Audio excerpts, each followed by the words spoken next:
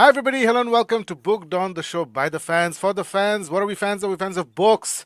We love books ever since we could grab onto books from a very early age. We grabbed on, we held on, we never let them go. And sometimes we are especially lucky because we have tremendous, amazing authors like Shami Stovall gracing our little podcast. So, hi, Shami. Great to have you here. Hey, And we Shakib, also, how's it going? it's great. And we also have people here know Kaiser Kabir. So Kaiser has been helping out with Book Dawn and Geek Made, the shows that I do. And he's a huge anime fan. And he's been recommending a lot of anime stuff to me as well. And so we're going to have a great show today. Kaiser, how are you? I'm doing good, and I'm very, very excited and a little bit nervous because I'm finally talking to my favorite author face to face, and I am a proud owner of her trilogy, Hybrid Helix, and I'm very proud to say that I hold the record of owning these hard copy books that entered this country for the first time. And Chronos Chronicles. Chronos You said Chronicles, hybrid. I'm sorry, no, Chronos Chronicles. I was Like I going to said, I'm a correct little him. bit so I'm going to make a lot of blunder like Joe Byrne, this. who's sleeping, suddenly woke up. Somebody said my name. So I'm like they said, I'm a little bit nervous. I'm going to make a lot of blunders like this today. So forgive me for that. So like I was saying, so these are the books of Shami Stovall, Chronos Chronicles that entered this country for the first time. So one day I hope Shami would sign them and make these really special editions for my collection. Yes. Yeah, this is absolutely brilliant because this is the first time an author has returned to the show. And this is also the first time I'm sitting down with an author who I've actually met. I went to America last year around, I think November. Yeah, I went in November, and Shami had her baby on 1st November, and yet she was still like, come over, it's not a problem. So I went and met Shami on 17th November. And Shami, that was one of the best times I've had in my life. Not just because I met you. I love driving. The roads in Dhaka are terrible. I hate driving here. So in America, I just went and I rented a car, and they've got a nice system. Like my license here is in English. They're like, that's fine, no problem. So I rented a car. I drove 5.5 hours from Dallas to where you live in Kansas. It was a great drive, and I'm very lucky. Like your house was very close to it was very close to the highway. Yeah. It wasn't very far. So it wasn't like deep in the heart of, I don't know, like very twisty and turny maze. Very easy to find. I had a great time. I had a great time with Shami and Kaiser. You may have the honor of having the first books to enter Bangladesh, but I have the honor of having all the books signed. And I remember she Mm. kept signing autographs. And at one point, I was like, Shami, are you writing the same thing? Because she gave me like 15 books or something. So I was like, are you writing the same thing? She said, no, I'm giving you individual messages. I was like, wow. And then I read all of them, and yes, every autograph message was different. So thank you, Shami, for meeting me, for having we had a huge hangout. That was John's birthday. Shami Stovall's husband, John Stovall, it was his birthday. He was very gracious, very nice guy. Loved him. And we had pizza, we had cake, and I love the way you celebrate his birthday. I love the idea of having little cupcake muffin type things, like you had a lot of them. And instead of having one big cake with one flavor, so we had lots of cakes with lots of flavors. I think I had one or two, and we had pizza. It was a great time. It was absolutely great time. Excellent. Um, it was so good. It was so good. And Shami, I don't know if you remember, I did a little bit of politics with you because I remember when I messaged you and I said that, I want to meet you and hang out. And you suggested, let's go out and have dinner somewhere because you were being nice. And I was thinking, wait, if we go out and have dinner, the maximum we can sit and talk is 1.5 hours or 2 hours max. That's not full efficient use of my time. Also, I was thinking she's probably gonna give me a book or two, gift me a book or two, but not more than two because you're not gonna carry like 12 books. And then, so I was like, Shami, you just had a baby. I think you should stay near the baby. So I'm just gonna come to your house if that's okay. We'd sit and relax and chill. She's like, yeah, sure. She had no idea about my machinations, but of course everything went to plan, and she gave me like a ton of books and autographed all of them. It was such a great time. It was brilliant. Oh, So I yeah. confess to you, Shami, I planned it all out. It was brilliant. I had no idea. I thought it was just a great time. So, yeah, beautiful. I love that. It's Yeah. all according, And according to the plan. yeah, absolutely. The next person on my hit list is JCM Byrne, who's already invited me to his house. So next time I go, I'm going to go to his house and pull off a heist again. So we'll see Nice. how that goes. I um, like that. so before we dive into anything else, I just want to talk to our viewers and show them this fantastic new platform we have. So, Shami, as you know, like Amazon Kindle books or Amazon, it takes a long time for physical books to get here, and the shipping is exorbitantly priced. So, Ugh. and Amazon doesn't have Kindle books available in Bangladesh, but there's this enterprising young gentleman, a Bangladeshi gentleman, who's done something. He's created this workaround Amazon Kindle where you can legally buy books from Amazon through that platform, and you don't even have to use the international credit card. Like we can use our local Oh, MF monetary. Basically, nice. local payment system. Pay that guy, and he buys it from Amazon. So he's created this system. I don't know how it works, but it works because I checked it out. So, guys, we're gonna talk about a lot of books today, written by the amazing Shami Stovall, and you can get all these books. Let me just bring it up um, from this website. So this is kindlebd.com. Let me bring out the banner. Where's the banner? Kindle BD. There we go. This is kindlebd.com. So if you go there, you can buy it in Taka. You don't have to buy it in dollars, and you'll get a Kindle book legally into your Kindle device or your Kindle software on your laptop or wherever. And all the books we're going to talk about today, you can just go to this website and order it and read it, and it's really really worth it because we're going to talk about a lot of our books. So yeah, that's about it. That's for the homework. We're going to talk about it again once we finish this. So let's get into what we're going to talk about today. So first of all, Shami, let me bring us back. Where were we? This is where we, no, that's not where we were. Where were we? We were, no, that's where we were. Yes. All right, cool. Nice. All right. So first of all, Shami, I just did a little bit of research on how many books you've written, how long you've been writing. I remember we talked about it, but I forgot. I have a bad memory. And you have, according to the internet, you've written 40 books. Yeah. You have Wow. written 40 books. Let me bring in some of them up. So, no, yes. So these are just the first books in a series. So you have like 9 series out, I think. Mm. I don't know if that's accurate. 9 series out. So you Nine have the series. Chronos Chronicles, which starts with the Time Mark Warlock. You have the Words of Power, which starts with Words of Power. You have One Fifth Dragon. I don't know if that's a series or not. We're going to talk about it later. We have the Nightmare Arcanist, which starts off the Frith Chronicles. We have the Academy Arcanist, which starts off the I think what do you call it? The Academy. What's Yeah, the series Astro called, Academy. Shemi? Astro Astra Academy. Academy, right? Yeah. Astra Academy. You have uh, a series that I've fallen in love with, which you don't love, which is Star Mark Rising, and we're I gonna talk love about that why you one. don't. I don't believe you.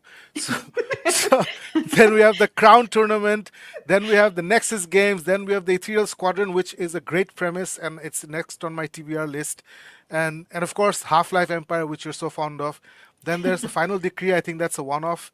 So you Hmm. have written 40 books and you have so many series and you're constantly starting new series. So, and you just started publishing in 2018. It's been barely 8 years, if my math is correct.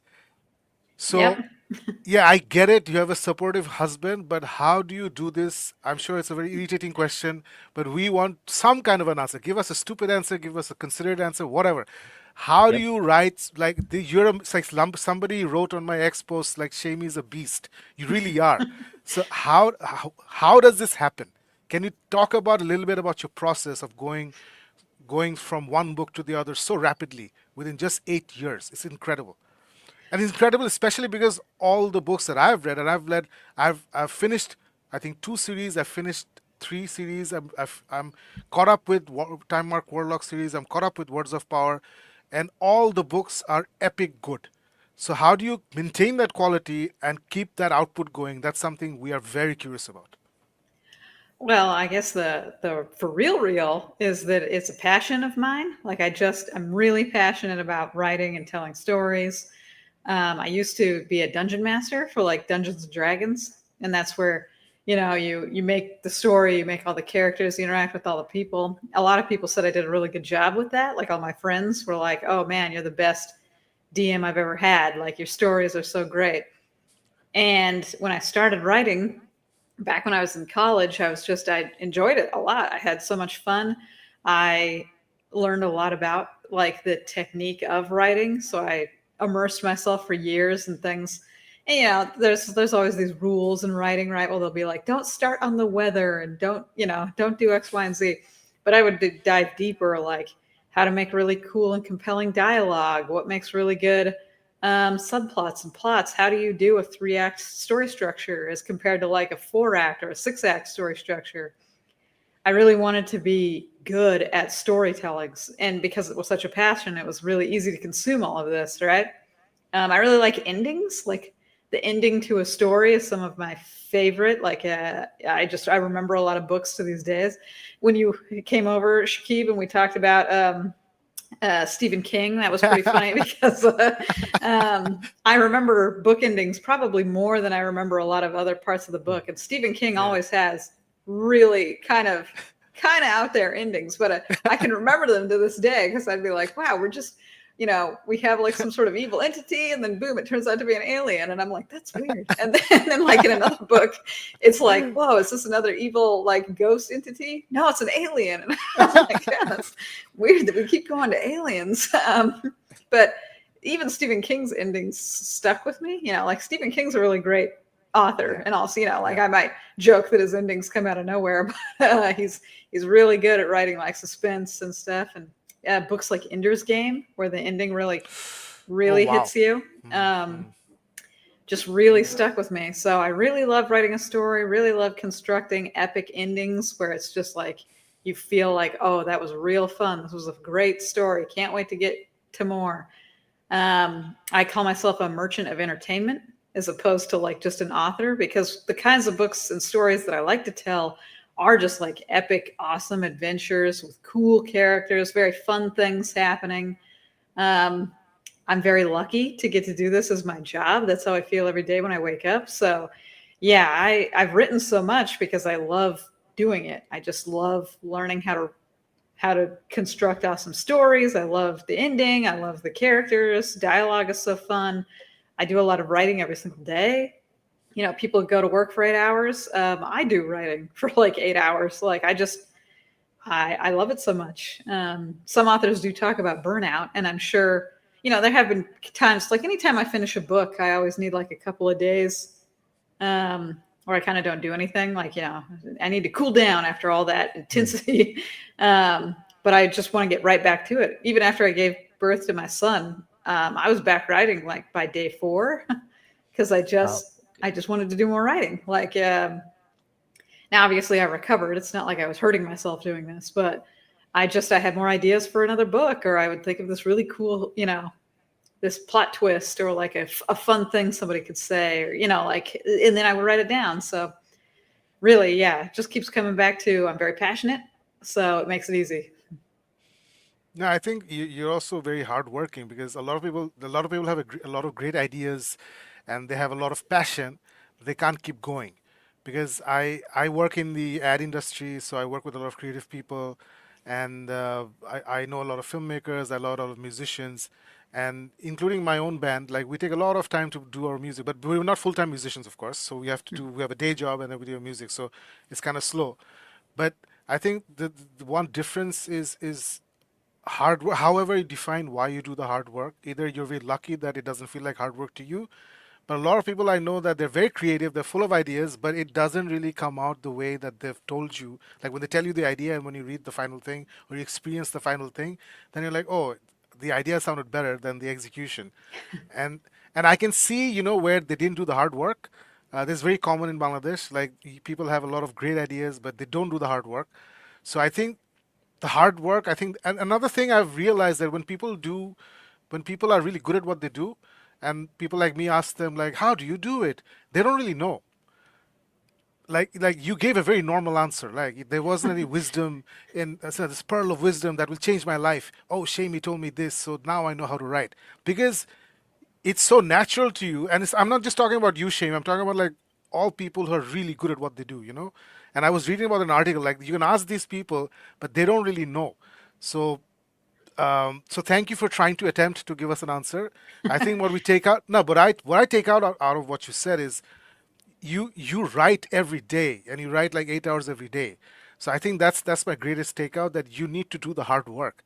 To you, it's not hard work because you enjoy what you're doing, but it is work. You're polishing your craft every single day, and I think you need to do something like that in writing or whatever field you're in. It's like going to the office every day. Exactly what you said, and what you said, in fact, I don't know how much you know about Isaac Asimov. Maybe he's a bit before your time. I like Um, him. I've read a lot of his you like work. I him? mean, I Yeah, never met exactly. him. So no, no, he's dead. You can't. Yeah. Um, so I've read like his autobiography, and I'm like his biggest fan. So he talks about how he used to do it like office, like he used to wake up in the early in the morning and then sit down the typewriter at 9 and then write till 5. So I think Sanderson is more like you, like he writes in the night. So he kind of sits down to write at 6 and then writes the whole night or something. Or even I think he sits down to write after his family's gone to sleep. But the point is, he sits down to write every night, and I think that's my takeaway from how you've written all these amazing 40 books in 8 years. That's insane. But I'm very happy. I'm very happy that you've written 40 books in 8 years. And let me just bring up something that I really want to talk about. One second. Where were we? So we were here. Now I want to talk about. We're going to talk about a lot of things, but I want to talk about the thing that. Yeah, Shami. So this is going to be you. This was the second book you published. The Yeah. second book, according to the internet, right? So then it's been like 5 years or 6 years. You wrote another book, and then the third one has. I know you said that you wish a lot more people like this book because Hmm. you really like it. So I'm guessing that's why you haven't worked on this. But Hmm. Kaisar Shami, this is one of the best books I've read. This is, and I was floored because I thought you wrote this book after you've written a bit of the Frith Chronicles, and because this is very mature writing. In fact, you hit this level of adult vibe, which is not there in either one of your Astra Academy or Frith Chronicles, right? Yeah. So so I thought, oh, Shami must have honed her craft, and then she wrote something like that. No, this was the second book out of the gate, and you created two of the coolest characters, most interesting characters. Sadly, I have a horrible memory. I don't remember the names, but one is the captain and one is the young hire. The captain is one of my favorite characters in all literature, Shami. I've read two books which features her, and she's amazing. This guy, this dude is amazing. His relationship with the this fragile girl, I forgot everybody's name. Uh, It's okay. this fragile girl who's in charge of the I think the computers and everything. That relationship is absolutely beautiful. It's so awkward. It's so sweet. It's beautiful. And I just really like, I saw sides to your writing which didn't see in any other book, and I was completely blown away. And I'm sure Kaiser will be blown away as well. So Shami, so I'm not going to grill you on why you haven't written the third one, but how did this idea to write something? Because by that time you don't even know what you're writing, right? Because you've just published one book, and you haven't finished any of the other Arcanist series. So where did you get this idea, and what motivated you to do this series, and what made you stop? Um, well, so I love sci-fi. When I was in high school, I read almost exclusively sci-fi books. Isaac Asimov was definitely in there, but so was Robert Hyland, and Yes. they were kind of like old school sci-fi, I guess. They were very heavy on like philosophy. A lot of them were Yes. space opera. There's like Honor Harrington and stuff like that. Like, um, they were very fun, and I love sci-fi to death. I think it's my favorite genre. I do think it's harder to write than fantasy because I think sci-fi, the people who like sci-fi at least, like a little bit more on the realistic end, and they do like a lot more explanation into how the universe came about, like how are we here, what are we doing, why are people doing it this way, interesting technology explained in a Mm, way that obviously we don't have a Dyson sphere, but explaining a sphere that totally encases a star so that you can harvest all of the energy from a star is very cool. Like these are very cool concepts, but they require more than just saying that we have power, right? Like if you read mm, sci-fi, we want to know what the power source of a ship because that's the thing that's really interesting. So mm, sci-fi takes a lot more work, in my opinion, to write than a fantasy because you do want to ground it a little bit more in the reality of things, but still taking it to almost wondrous levels. Um, I really like the philosophy in Star Mark Rising and its sequel, Star Mark Vendetta. I think they're really, really fun. I do like Indelian, the captain. I think that she's Yes. way interesting as a character. I've loved her as a character. I think she's really great. DeMarco, the main character, very fun. Very fun things happen in the books. A lot of fun scenes. I feel like the ending to Star Mark is probably one of my best in terms Yes. of it's just epic. Like Yeah. I've had a lot of people write me and be like, I was 30 pages to the end of the book and I had no idea how you were going to end this. Yes. That was Yes. how crazy this was. And I was like, okay. So a lot of people have resonated with it when they write to me. But for whatever reason, it just hasn't sold very well. And Mhm. people give me reasons for why that might be. Apparently, sci-fi isn't selling as well as like fantasy right now. Mhm. Like there's a myriad of reasons. Why hasn't it sold well? Maybe the cover's not good. Maybe you know what I'm saying. Like maybe the blurb Mm. doesn't entice people. There's Mhm. a million things that could be happening. I don't know exactly what the reason is, but all I can tell you is that it hasn't sold as well as I would like. So while I have made money on it, it's not like I'm making crazy amounts of money. So I have to dedicate most of my writing time to projects that do make me money, right? Yeah. So I've been writing the third one. I want it to be a completed trilogy. I always knew it was going to be a trilogy, but I do like endings, so I want the third one to be very good. So I Yeah. only work on it when I have some extra time or I'm feeling, particularly creative or I really want to go back to sci-fi. Um, and so it's just slow going is what it really comes down to because it is one of those moments where, I'm going to release it to like the 20 dudes who have been waiting. um, and while that's like sad because I think it's a really great book, it's just the reality, like, okay. I mean, I already have a cover for it. Like I have everything ready to go as soon as it's done. It's just, again, one of those, maybe people will watch this podcast and there'll be a surge, people will buy it, and then suddenly it'll become my number one project because I have to, so I got to get this done. Um, but unless that happens, it's just going to be, it's just going to be a thing that I do Mhm. when I'm not working on major projects.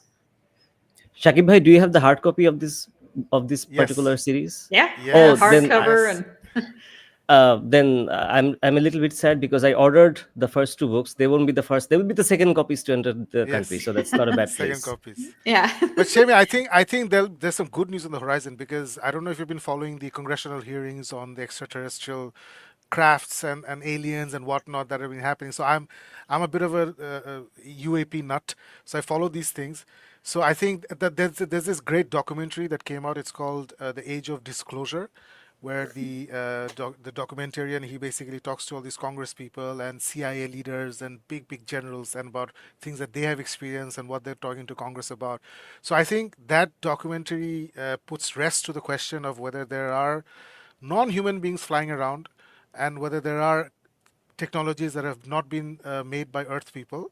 Whether they fly across the galaxy to our planet or they jump dimensions, that I don't know. But I think the question of whether something is out there, the truth is out there, whether it's true or not, I think that question for me has been laid to rest by the documentary. And because of all these congressional hearings, a lot of filmmakers have jumped on the bandwagon and they're doing, like Steven Mm. Spielberg has this new movie coming out, I think, in June, which is called Disclosure, I think. It's called Disclosure. Then there's another one of the people involved in whistleblowing about these things. I forgot his name. So he's working with another really cool director. I forgot his name again. I have a horrible memory, but they're working on another movie. So there's like three movies that I know that are in active development or coming out, which deals with very very sci-fi things. And uh, there's this movie coming out called Project Hail Mary, which we're actually doing a book club read for the first of next month. So Project Hail Mary is by Andy Weir. I don't know if you Hmm. know this Oh particular yeah, author. yeah, I So know. yeah, Yeah. so Ryan Gosling is starring. The book is delightful. It's a delightful sci-fi book. So that movie's coming out again. So I have a feeling like everything comes and goes. It's in cycles. So I have a feeling that the sci-fi age is coming back, and I know, and I am very happy, and we're going to talk about it. Like you are signing on with Bain Books, I think, and or Hmm. Ethan Books. So you're signing Both of on with them. these, Yeah. yeah, book publishers. And I think they would be very, very, very wise to jump early on the Yep. bandwagon. Mm. If you finish the third book and like just launch this again with new covers or as a trilogy, I don't know, man.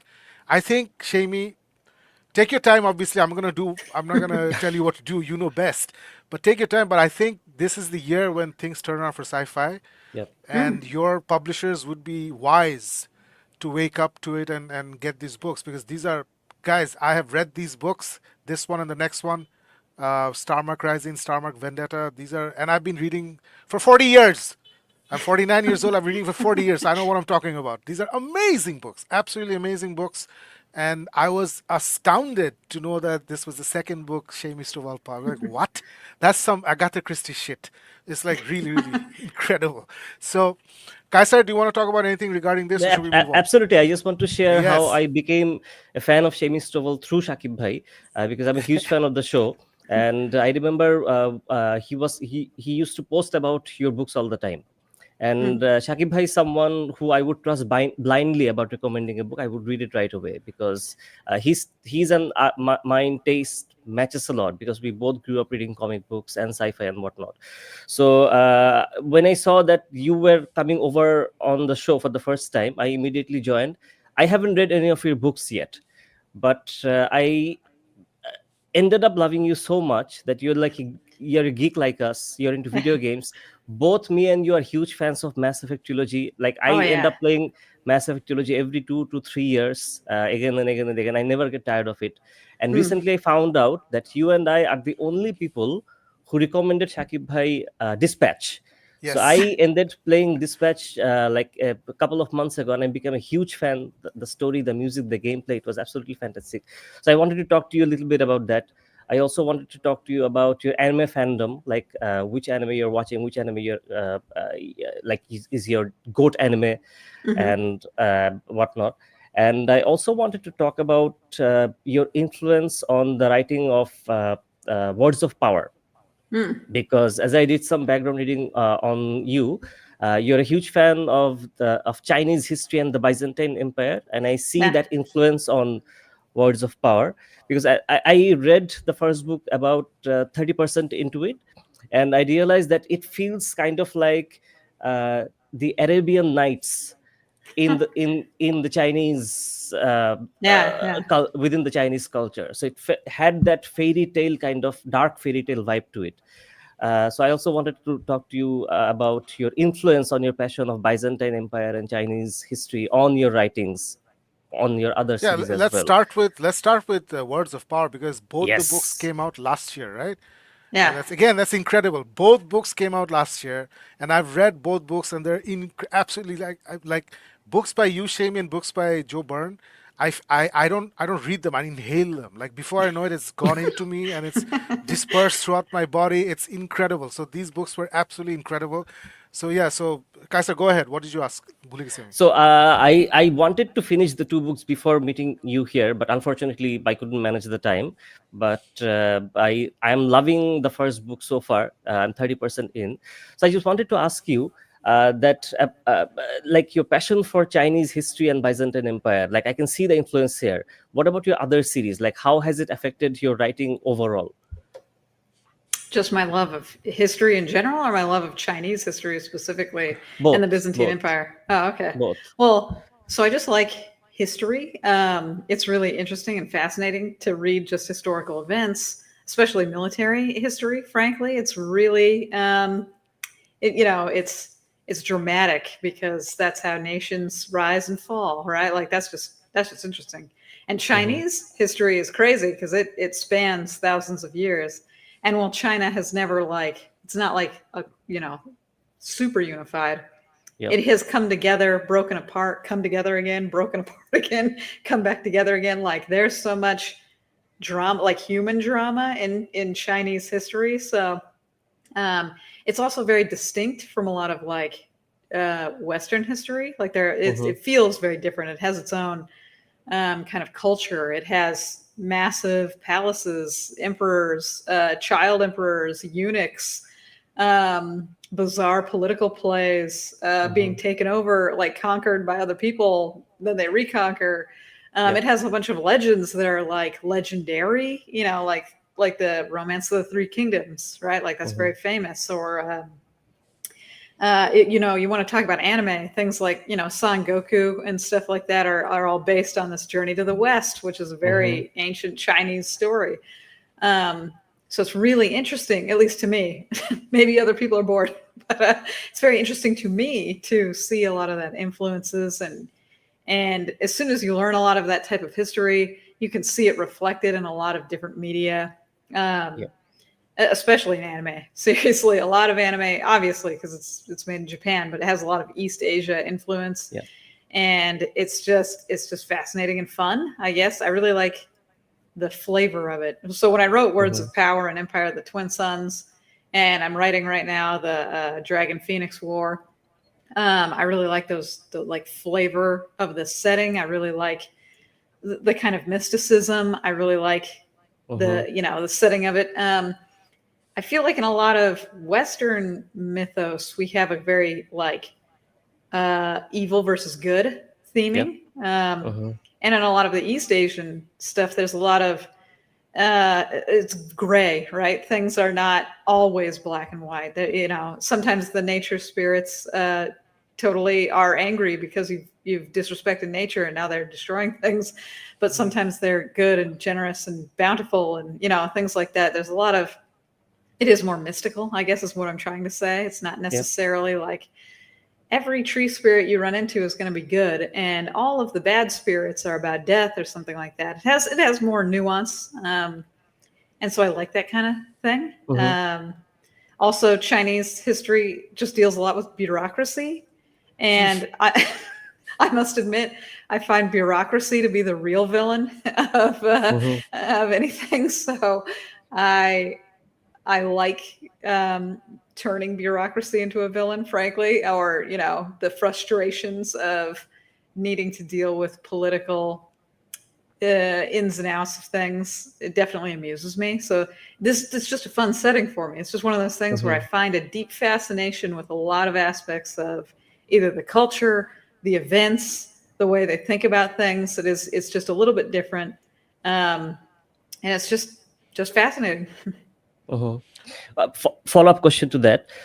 So as I was reading the book, I saw that for in each chapter you started with a quote from a book. It's called uh, Varin's Beginnings, a history book.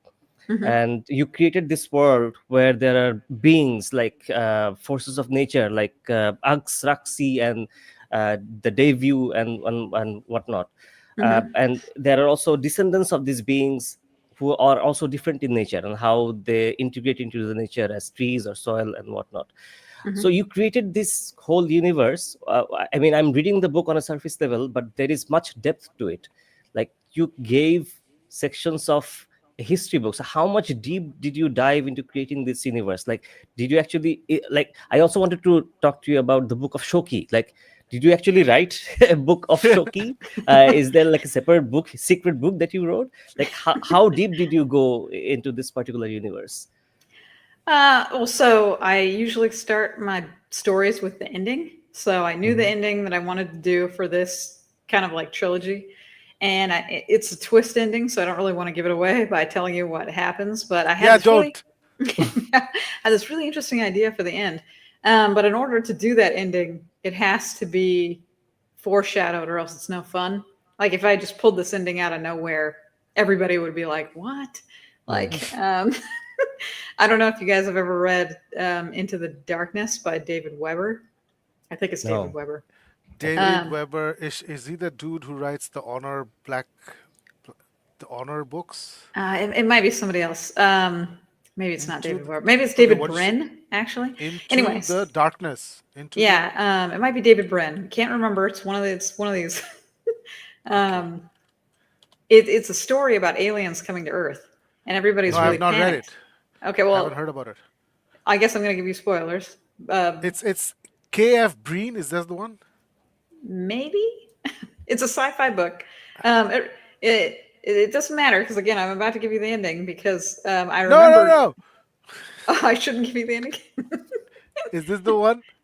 Wait, let No, me bring it up. Is this no, the no, one? nope. So it's called Into the Darkness. Into darkness, not into, just into darkness. Okay, okay, okay. Let me figure it out. Sure. Continue.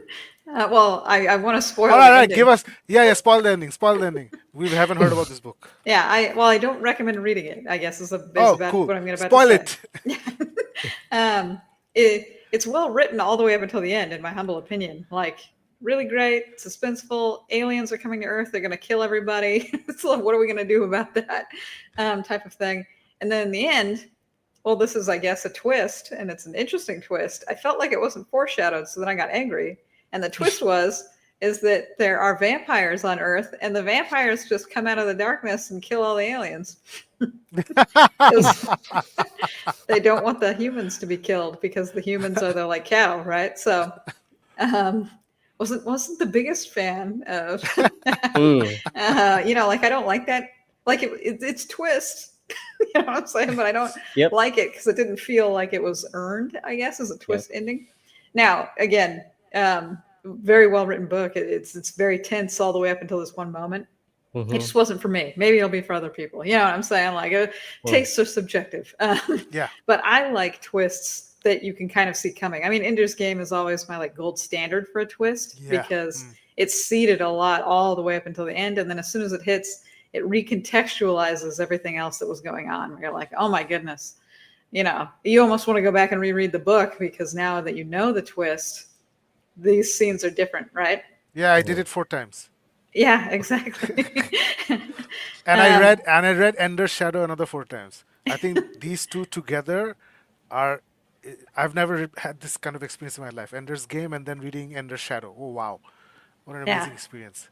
Well, that's what I'm saying. Like that, and that's the best kind of twist is where you immediately want to consume the media again, just to see with a different view on it, right? Like I think Sixth Sense also did that, Yes, right? Yeah. yes, Where as soon as you see the twist, you're like, oh my goodness, I can't wait to watch this movie again because now I need to yeah, see what it was now that I know what was happening. And that's the kind of twist I wanted for this series. So I had to have a lot of the stuff done ahead of time because I can't do a good foreshadowing unless I have laid all the groundwork, right? So a lot of that history book and a lot of those teachings of Shoki and stuff like that are really, I hope, fingers crossed, because I haven't finished writing it. I hope when you're done reading the third book, you'll be like, oh, it was all there. Like Mm. I thought I knew what was going on, but I didn't really know what was going on because that's the twist recontextualize everything that's happened. So I needed all this information, and I needed to give it to the reader in a way that I think feels fun. And those short things in front of chapters are called epigraphs. And I thought Mm-hmm. these epigraphs would be interesting, like especially if they were in small snippets, right? Because they're like almost biblical sometimes, like Yep. then the darkness fought the light, and then the darkness won, and you're like, oh. But I was treating it in the East Asian sense, where darkness isn't necessarily evil. Like I said, Mm-hmm. in Western myth, the dark is bad, the light is good, and there's no Yep. nuance. Like we don't think about that ever again. So I used kind of an East Asian myth where it's the darkness, but in this universe, the darkness is what makes matter. Like so this is how we got the earth and the trees and all this other kind of stuff. And the suns, the twin suns, are very hot, and they're killing things. Like nobody likes to do anything in the actual light. And so Mm-hmm. I like this kind of thing. And the epigraphs, I think, make it so they're not info dumps. One of the Mm-hmm. things about writing, when you get like really deep into writing, is you want to give the reader information, but you never want the reader to be bored with the information. And so I want the reader to have all this cool, like origin story stuff. And I don't want to just give it to you all in just pages and pages and pages of almost reading like a fictional Bible. You know what I'm saying? Mm-hmm. And I also don't want to just give it to you in kind of boring dialogue. There's another thing, when you're an author, that you have to kind of get around, and that people in the universe who already know things aren't going to talk about the stuff that they know, because why would they ever do that? Like in real life, I don't sit around with my friends being like, man, I love driving cars, and they use combustion engines, and combustion is really awesome. That propels the car forward using gas and tiny explosions. You know what I'm saying? Like nobody talks like that. That would only be for the benefit of somebody who didn't know what a combustion engine was. You know what I'm saying? Like, Yeah. so, as an author, there's these problems. How do you get around that? And so I thought, with these epigraphs, They'll be short snippets. They'll be interesting. They'll feel biblical. Yeah. It'll feel like it's fleshing out the world. I've already done a lot of this fleshing out anyways, because if I want this cool ending, the reader needs to know all of these things. And so that's how it came about. It was just an answer to a lot of problems. But the main character, Rimon, Mhm. we see that the previous ring bearers, I hope this is not a spoiler, because they say absolute power corrupts absolutely. So they're mostly evil ring bearers. But the Yeah. only thing that gave Rimon a code of keeping grounded is the book of Shoki.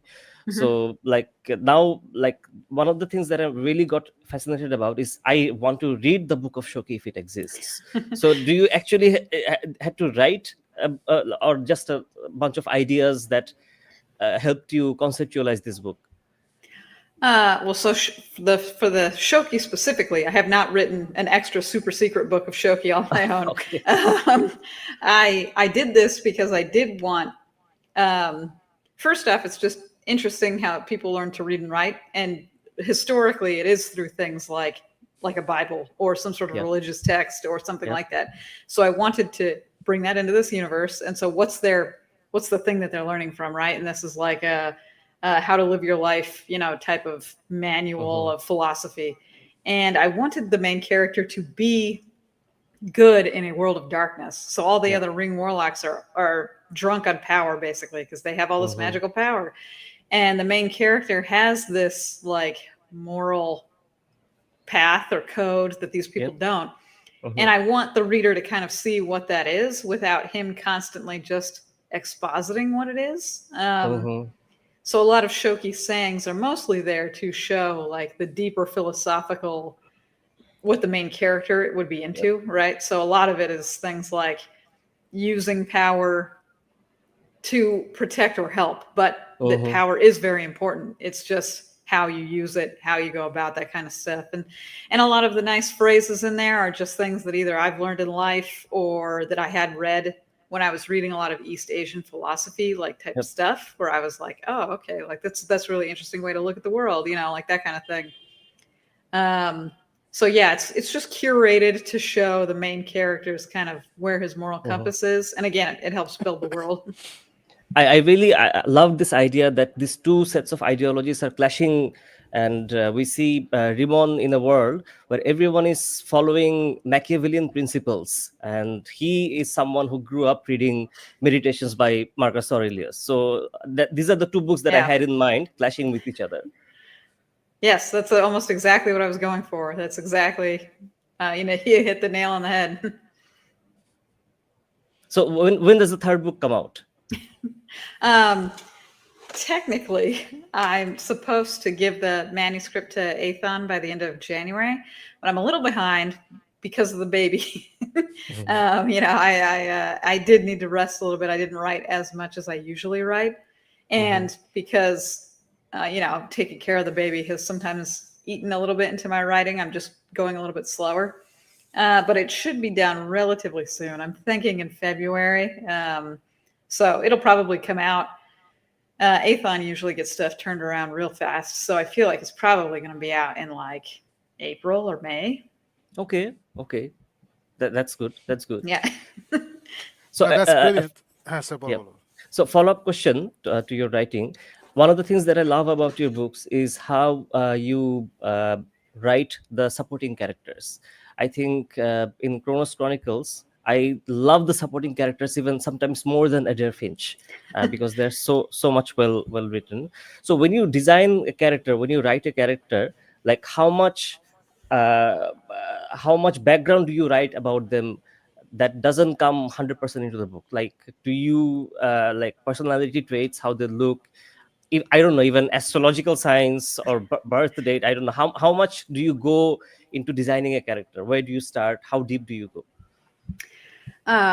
So unless the character is super integral to the ending, so for Mhm. example, in Star Mark Rising, Endelion is really integral to the ending. Endelion, is the ending, if you want to think of it that way. If they're not integral to the ending, they're a part of the ensemble cast. I usually pick them based on what is best for the story. And I know that's going to Okay. sound like that's not very artistic, Shami, but it helps with a story to not have characters that are all the same. It Mhm. really helps to have a story with characters who have different perspectives on things. I call this the Teenage Mutant Ninja Turtle trick. Okay. Whenever I describe it to people, in Uh-huh. the Teenage Mutant Ninja Turtles, there's 4 turtles, and they all Yeah. have their lane, right? Like Right. Leonardo is the hero, and Raphael is more like the bruiser, and Michelangelo is more the comedic relief, and Donatello is the smart one. Now Mhm. they're all brothers, so they're all united, and they all kind of have a similar view that way. But we get a lot of this like fun dialogue and tension because they're different, right? Mhm. So if my main character, for instance, in the Time Marked Warlock, the main character is Adair Finch, and he's very grumpy and sarcastic. You know, Right. he's sardonic about everything. And at the very beginning of the book, he's kind of tired with life. Like he doesn't, Mhm. he's kind of dead, but not really. He's just kind of in his apartment doing nothing. And Bree is very young and full of life and recently upset, but doesn't want to be. You know, like she wants things to be better and good again. And so they're a really great dynamic because they are not the same, but they share something similar. And the thing they Yeah. share is that they have both lost somebody. Yeah. Okay, Bree just lost her mother. Adair has lost his brother. And so they have these different perspectives. It's really fun to bounce off of each other. And then later, when Cull, the mischief spirit, is introduced, she also shares a similarity. Technically, she was in love with a human who died and has not really gotten over that. But she's very, comedic and like Yeah. silly because she's a Mhm. mischief spirit. So they're all different. And then that way, when a scene happens or dialogue happens, it is fun and natural that they might all take different perspectives. In the first book, Adair doesn't want to keep saving a dog because that's a waste of time, right? He's Mhm. grumpy and sardonic, and that dog doesn't need anybody. You know, like he could just leave it in the bushes. But because Bree is very optimistic and again wants everything to be good and right and better, they got to save the dog. And then there's a clash, and it clashes in a way that's fun and wholesome, I feel, at least Mhm. for that book, because Adair gives in to her optimistic needs. And so for the entire book, what ends up happening is that he becomes better. He gets back on the horse. He saves Yeah. the dog. He saves the people. He beats the bad guy. He solves the mystery, and then he's got his mojo back. And so it feels Mhm. really good near the end. But I must admit, I picked Bree and Cull, their personalities, based off of what would be needed for the story. So Okay. Adair needs people who are good, Sunshine in his life. to bring him up from where he is. And if I had just 2 dour sidekicks or 2 people who were super sad, I mean, it might as well have been a suicide at the end of the first book. You know Mhm. what I'm saying? Like, that wouldn't have worked for the story. And it's kind of the same way. I mean, it's the same with every single book. In all seriousness, even in the Frith Chronicles, I know you that wasn't one of the ones you brought up, but it's one of the ones that I've completed, and it's a huge ensemble cast. And the main character is like unironically a knight. He's just a very, very good guy. So there's a lot of Mhm. people around him who are either hot-headed or not that great, or mischievous, rogues type of things, and Volk has to deal with these people, right? Like he's got Mhm. to try to be the leader. He's got to try to unite them into something good, and that's a lot of fun too. That's a really fun dynamic. So yeah, most of the time when I think of characters, like the sub characters beyond the main good guy and the main bad guy, I usually try to think of characters that benefit the story. What would benefit what would make the story enhance it, like especially Mhm. the subplots and things like that. Like I want these characters to feel fun together, and that usually comes from having similar something. Like the Teenage Mhm. Mutant Ninja Turtles are all turtles and they're all ninjas, but Yep. then there's a different other personality layer to them that enhances the whole thing, right? I mean, you Mhm. can even see it in the super famous works, like in Harry Potter. The 3 main Mhm. kids are all wizarding students. That's the thing they Yep. have that brings them together. But Hermione is a know-it-all, and Ron is pretty brave and courageous. In the books, I think Ron has a more distinct personality than he does in the movies. But Mhm. and Harry Potter is this kind of like earnest. He wants to do right, but he's not super studious like Hermione, and he's not crazy like Ron. He just Mhm. wants, he's almost the everyman of the wizarding world. Um, so it's fun to have those different perspectives. So that's how I usually go about doing it. Oh, okay. So I had this really interesting question for Shakib Bhai in the last Book Down episode. We're both fans of uh, Adair Finch as well as Harry Dresden. So I was asking him, what would happen if these two guys meet? Like, since you're the creator of Adair Finch, I think you would give a better answer. Like, what do you Yes. think would happen when Harry Dresden and Adair Finch would meet? Well, I mean, I guess I would like to imagine that they would obviously be friends. They're both like the good guys in these stories and other stuff like that. I do think that Harry Dresden is a little more cocksure than Adair Finch in general. Like he's Mhm. a lot more like, but he's still a good guy. He's still deep down, he's a very good guy, right? And he's lived a long life, kind of like Adair Finch. I feel like I can't remember Harry Dresden's age exactly, but I feel like they're, both kind of older dudes, not literally old, but you understand. They're not 18 Mm. year olds. They're Yeah. both Yes. so, I feel like they would get along. I feel like they would be sarcastic to each other. I don't think Harry Dresden would be like best friends with Adair Finch or something like that. But I feel like they would be okay around each other. I think it would be amusing if they teamed up to do something. You know what I'm saying? Mhm. Like, Mhm. and in my universe, wizards are like way, way powerful, and Harry Dresden is a wizard. So I imagine that Adair Finch would be like, oh man, he's a super powerful wizard. Mm. Because Finch gets all of his powers through like warlock means, where he makes Yeah. pacts with stuff and whatnot. But rewinding time is also like really OP. So if Yeah. this Yeah. became if they had to fight each other, not that I want to be like, my character would beat Harry Dresden. um, I feel like time rewinding is so overpowered. Yeah. It's difficult to counter that. You know what I'm saying? Like, what would Harry Dresden do to counter a dude who just knows everything that's going to happen and can rewind time and just do it right every single time? I don't Mhm. know. You know what I'm Mhm. saying? Like maybe Jim Butcher would write him out of this situation. I don't know, but um, so yeah, I guess my gut instinct is that they would be friends, not bestest friends, but they would like each other. They would both fight on the same team, that's for sure. And if they got Mhm. into a battle, I feel like Adair Finch, just through the nature of time traveling as a power, would eventually win because Mm. again, it's too overpowered. You know what I'm saying? Like it's just Yeah. too strong. Even if Harry Justin can turn all of the dinosaur statues to life or dinosaur, things in a museum to life, I don't know how he can beat a guy that can just rewind time and try it again. You know what I'm Mm. saying? Like, so that's my gut feeling. Makes sense. But speaking of crossovers, now that you have 9 series, even though I haven't read all the series, but is there any plan for any crossover where the two worlds collide or something like that? So in my Nexus Games books, I know I don't think you guys have read these, but the Nexus Games postulates that all universes can be connected to the Nexus. And Mm-hmm. Mm. so in the Nexus, that's where the main character goes. He's like an ex special agents, special forces guy who gets sucked into the Nexus Games because the ruler of the Nexus Games has like a competition where he pulls people from dimensions to Oh, basically fight wow. in a giant Hunger Games. Uh-huh. And I make reference to my other books in there because they're just other dimensions and other universes. So yeah, I've already kind of explored that concept in the Nexus Games. Mm-hmm. And now it's a lit RPG, so a lot of it is a lot of the magic and the things are numerated, so they have numbers and stats and other stuff like that. I think I'm a little light-handed on that. I know some people don't like Thank lit, God. yeah, lit RPG, like huge stat blocks and stuff.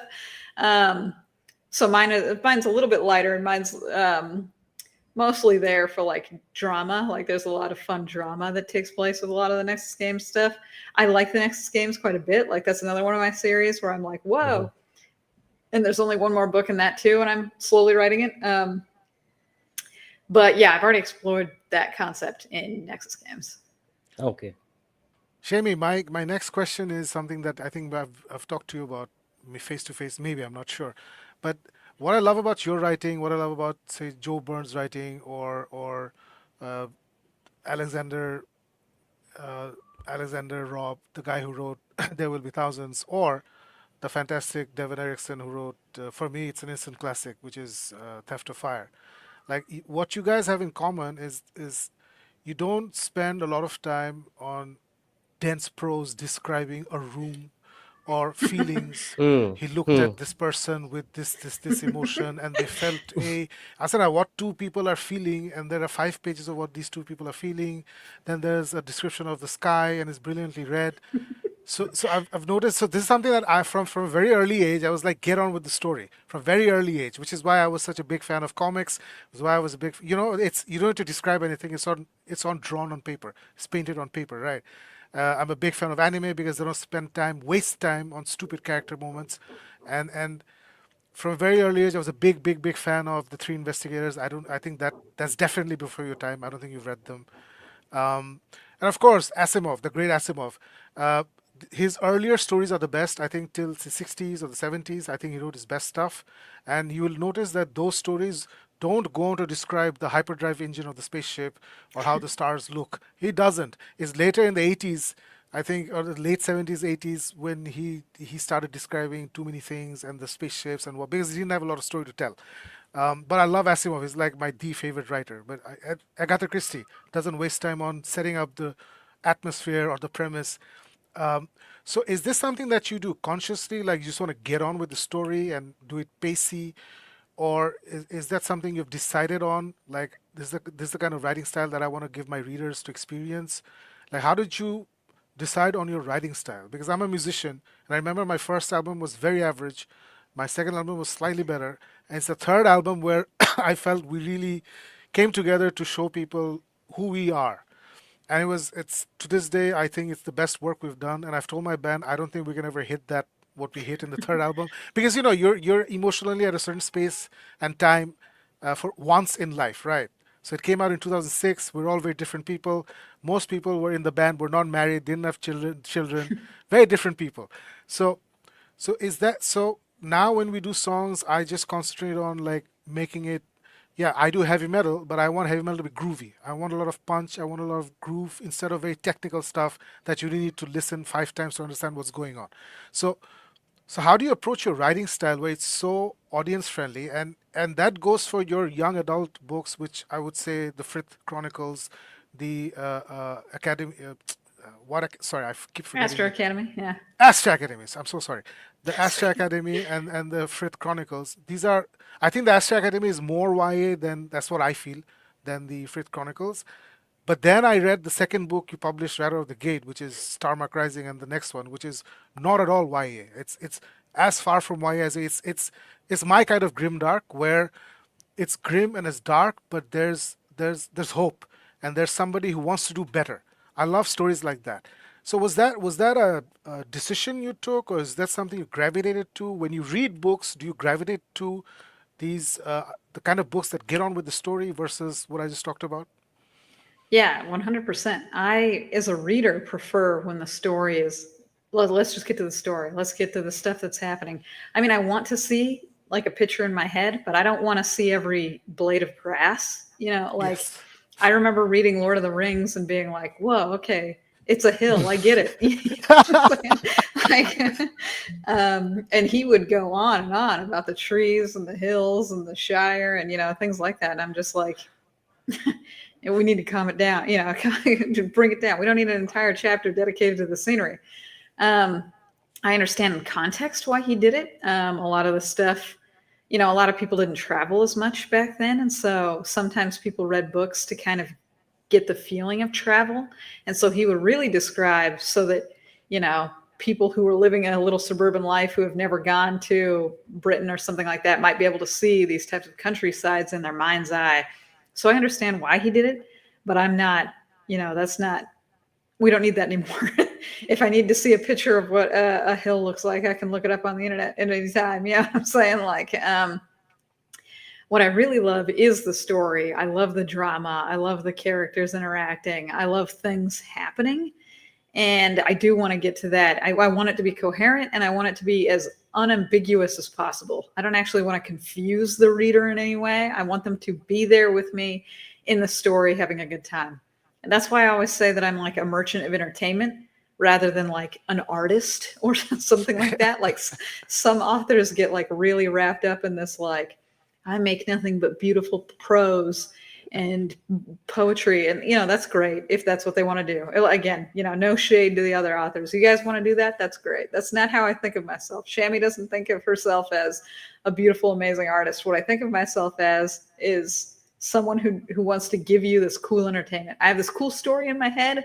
I want you to experience it too. I want you to walk away thinking, yeah, that was fun. And that doesn't involve me describing somebody's chair for 5 pages or pontificating or waxing poetic about how dark the night is. And if I do put in something poetic, I try to just keep it short and really punchy. You've read the Frith Chronicles. I feel like at the end of book 4, when the main character is going through kind of a rough time, I don't want to give it as a spoiler, but the main character is going through a rough time, and he thinks to himself about the stars. And I feel like that's the type of poetry that I like. It's very short, but it's very punchy. It gets straight to the heart of what we're talking about. And this isn't a spoiler, but he thinks to himself that stars are the ultimate defenders of darkness, basically, because the stars are always there. It doesn't matter how tiny they are. It doesn't matter how small their light is. They are always there in the night, in the darkness. And so it feels poetic and cool. And, and it's told in such a way that it's relevant to the story at the time, because he's in a place of darkness, let's just say. And that's the kind of stuff I want to do. If we're going to have poetry, it matters in the moment. It's quick. It enhances the story, and then we get back to the story. Again, I'm not going to write you a book of poetry. That's not what Shami is. Even things like in Time Marked Warlock, Adair Finch does think to himself. In the first book, there's a point where, I believe they're waiting in an orchard or something like that, because they're waiting for some dude to deliver a thing at a guy's house. And this is after he's been helping people, and he's been hanging out with Bree, and he's been doing stuff. And he thinks to himself, this orchard is really beautiful. I hadn't noticed that before. And it's really quick, and it's just kind of there, but it's meant to be that poetic moment of oh, he's healing, he's getting better. He wouldn't have noticed the natural beauty of the world around him a few weeks ago because he was drowning in his own darkness, right? But I didn't let it interrupt the story, because I would have hated that. As a reader, if I was reading Time Marked Warlock and then we spent an entire chapter that was just poetry about nature and all this other kind of stuff, I would have been bored, right? Frankly, you know what I'm saying? And I probably would have skipped it. So I want it to just be seasoning. If my prose are there, or if there's poetry there, it's just seasoning to the story. I want the story to be the main focus. I want people to be entertained. I'm not here to just write descriptions, if that makes any sense. Yeah, it does make sense. So my next question is the one that you very nicely brought up. The Plague Arcanist is what you're talking about, right? Yeah. So that is, as I've told you a million times, that's my favorite book in the series, and it's also one of my favorite books that you've written, and it's also one of my all-time favorite books that I've read. So, and that specific moment you talked about, the foreshadowing, everything just came together in an incredible, I guess, with just incredible beauty. Everything just came together beautifully. Didn't see it coming, even though but the best ending is where you don't see it coming, but then you realize it was foreshadowed. That's the best kind of ending for me and for you as well, like what you just said. So Yeah. when you set out to write this series, of course you start out thinking that, yeah, I have the ending in mind. So for my first question is, so you've written 8 books in the series, right, Jamie? There are Yeah. 8 books. So did you know the ending of the 8th book, or was that or my first question Yes. is, did you know the ending of the 8th book? That's Yeah. question one. Question two is, I believe Plague Arcanist is something that elevates like no other book in this series. For me, this is my point of view, comes close to where you took the characters and the story with Plague Arcanist. Is that something again, was it a decision or something that just happened? Uh, so I guess these are my 2 questions. The first is, was the ending of the 8th book or the ending of the grand adventure in your head when you started? And secondly, did you, because John agrees with me, like he told me that Plague Arcanist is his favorite, or one of Yeah. the one of his favorite stories that you've ever written. So these are the 2 things. Like, did you know that this book would explode like something like this? And the ending, did you originally figure out the ending? Yeah, I knew the ending to the First Chronicles. Technically, it's kind of foreshadowed in book 1. What happens? So the very, very, very final chapter of the first or the eighth book is foreshadowed in book one. Really? Oh yeah, yeah. Okay. It's talked about. I don't want to tell you the specifics because No, then no, it no, no, would, no. yeah, reveal a Yeah, lot yeah, of yeah. stuff. Yeah, yeah, yeah. Um, I like the ending to the series because I had thought about it a long time, and this isn't spoilers, so I'm just going to generally paint the picture. Volk facing the Apoc dragon was what I wanted the ending to be, and I wanted Okay. it because I guess this is mildly spoilers, but I'm going to try and keep it vague. I wanted Volk's tale to be like classic male hero arc. And the classic male hero arc is the, farm boy who raises up to be somebody great, who's a pillar of the community, who then has the family and has the things. And then finally, when the fight is over, the fight is over, right? And I felt like I had nailed this metaphor. Maybe I didn't, but I feel like I did when we get to the Apoc dragon. And I feel like it's still kind of a fun twist because of what happens with the Apoc dragon, right? Because a Yeah, lot of the yeah. buildup is different than what happens. I'm trying Mhm. to be vague again so that people don't understand, but I really liked that ending. I had thought of it long before, and the final chapter is in fact what I wanted the final chapter to be, which is extremely happy. I guess like it's one of those Mhm. types of like, wow, this was just a good ending. I want people to finish reading the Firth Chronicles and be like, I had a good time with that. I'm so glad I did this. You know what I'm saying? Like, I'm so glad I read this Yeah. book. I'm so glad I had a good time. And that's what I want them to all walk away with. Book four, I feel like, is probably the pinnacle because books one, two, and three, and four have enough time and room to breathe, and books five, six, and seven, I feel like, are a little bit more condensed. Yeah. There is a piece of me that has like a problem here because five, six, and seven are still long. These are long books. They're almost 200K words. And even at 200K words, they almost feel rushed, in my opinion, about what's going on. Um, I don't know if I could go back in time if I would make them all 400K words just to give them all like all this extra breathing room. You know what I'm saying? Because then I feel like it would be kind of a slog. Um, so maybe those books aren't like the strongest they could be. I still enjoy them. I still enjoy what happens in them. I still enjoy things like Volk's fight with King Odion, when they have like this confrontation. I really enjoy a lot of the twists that happen, and I really enjoy the ending. But I do think that book four benefits from the slow build up to get there. Like we had enough time to breathe and get through all of these things, and it was really heavy, right? Like it has a kind of book four has this darkness on it. I don't want to spoil what happened, but it feels more dire than the other books. And because the ending is so bright, and because the rest of the book had been so dire, I feel like that brightness shines twice as beautifully because you didn't know if it was going to happen. Like you just didn't know if he was going to make it. So it's hard to replicate that. It's hard to really get that. But I feel like the first four books benefit from having just a nicer, smoother, easier time to build to that. Again, I still like all the rest of the books. They're more frenetic, I guess, for lack of a better term. But in the ending, I feel like it's just probably one of the best endings to a series I've ever written. The ending is absolutely epic, and I'm not gonna. I don't think the other books are at all badly written or whatever. I just felt that Plague Arcane just went somewhere else. It Yeah. just it just goes somewhere else.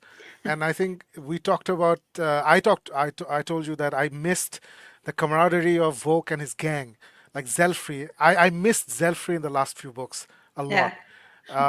So I felt the camaraderie was missing, and you pointed out a fantastic point. You like, but at the end of book, I think five, was it five, where he's just on a different place in life Yeah. and he doesn't have any equals. So it Hmm. was difficult to write the camaraderie because there was nobody for him to be friendly with in Yes. that sense. So I kind of get it, didn't like it, but I get it. I see the logic. I see the Hmm. logic. But the ending was absolutely brilliant, Shamey. I love it when you've already said it. Like it's foreshadowed, but you don't see it coming. But when it comes, you're like, wow.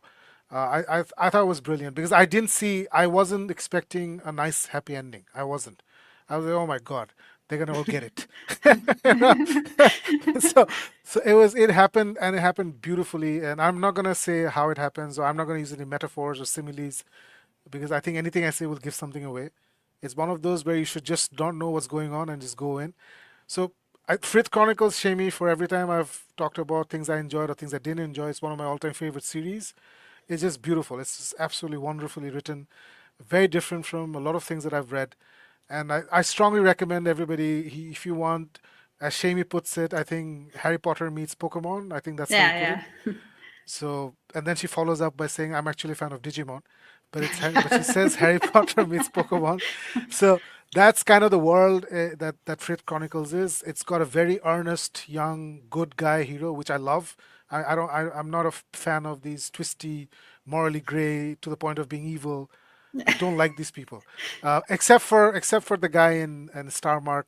Star Mark. Again, I forgot his name. What's his name, DeMarco, Shamey? yeah. DeMarco, because Yeah. you see where he's coming from. You see where he's coming from, and you see him trying to become a better person. That kind of people I can deal with, and still doing bad things because he can't help it or situation demands. That kind of morally gray I can get on board with. So it's a fantastic series. Regarding Time Mark Warlock, so, Aja, first of all, I want to go back to Words of Power.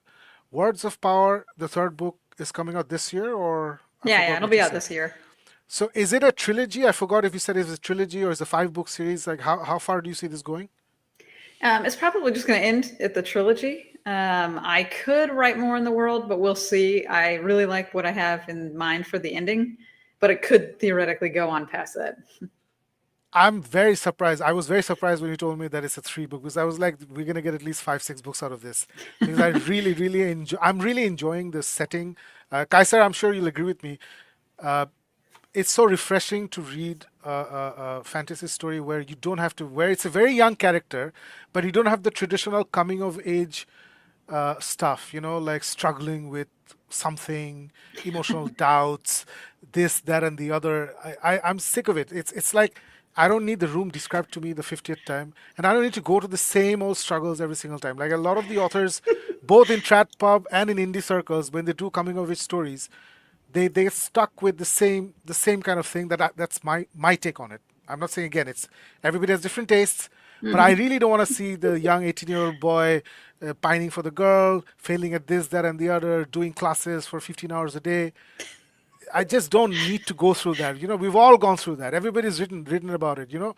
And so I'm glad to see that you've written this Words of Power, which is a progression fantasy, and first of all, the starting is just brilliant. It's so different from what I've read. It starts in a house of prostitution. It's just Yeah. beautiful. It just starts Hmm. beautifully, and then Hmm. wham, you're in, and the story goes. I love how you start that story.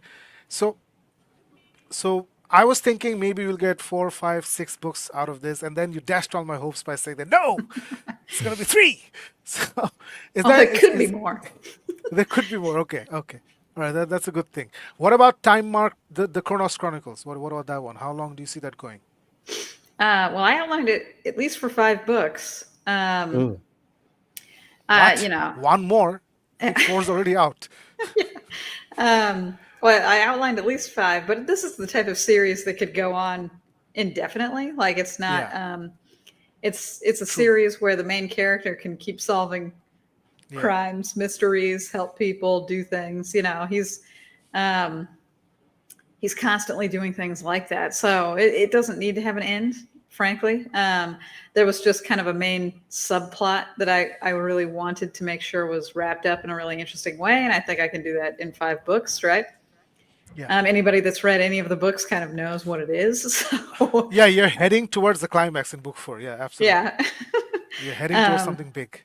yeah, something big and bombastic. And so that's Yeah, fun. So I feel like that'll happen. And then if I write more books past that, it also makes logical sense, because the bombastic thing we're heading towards is not him saving the world or something like that. You know what I'm saying? Like where he fights um, apocalypse from X-Men.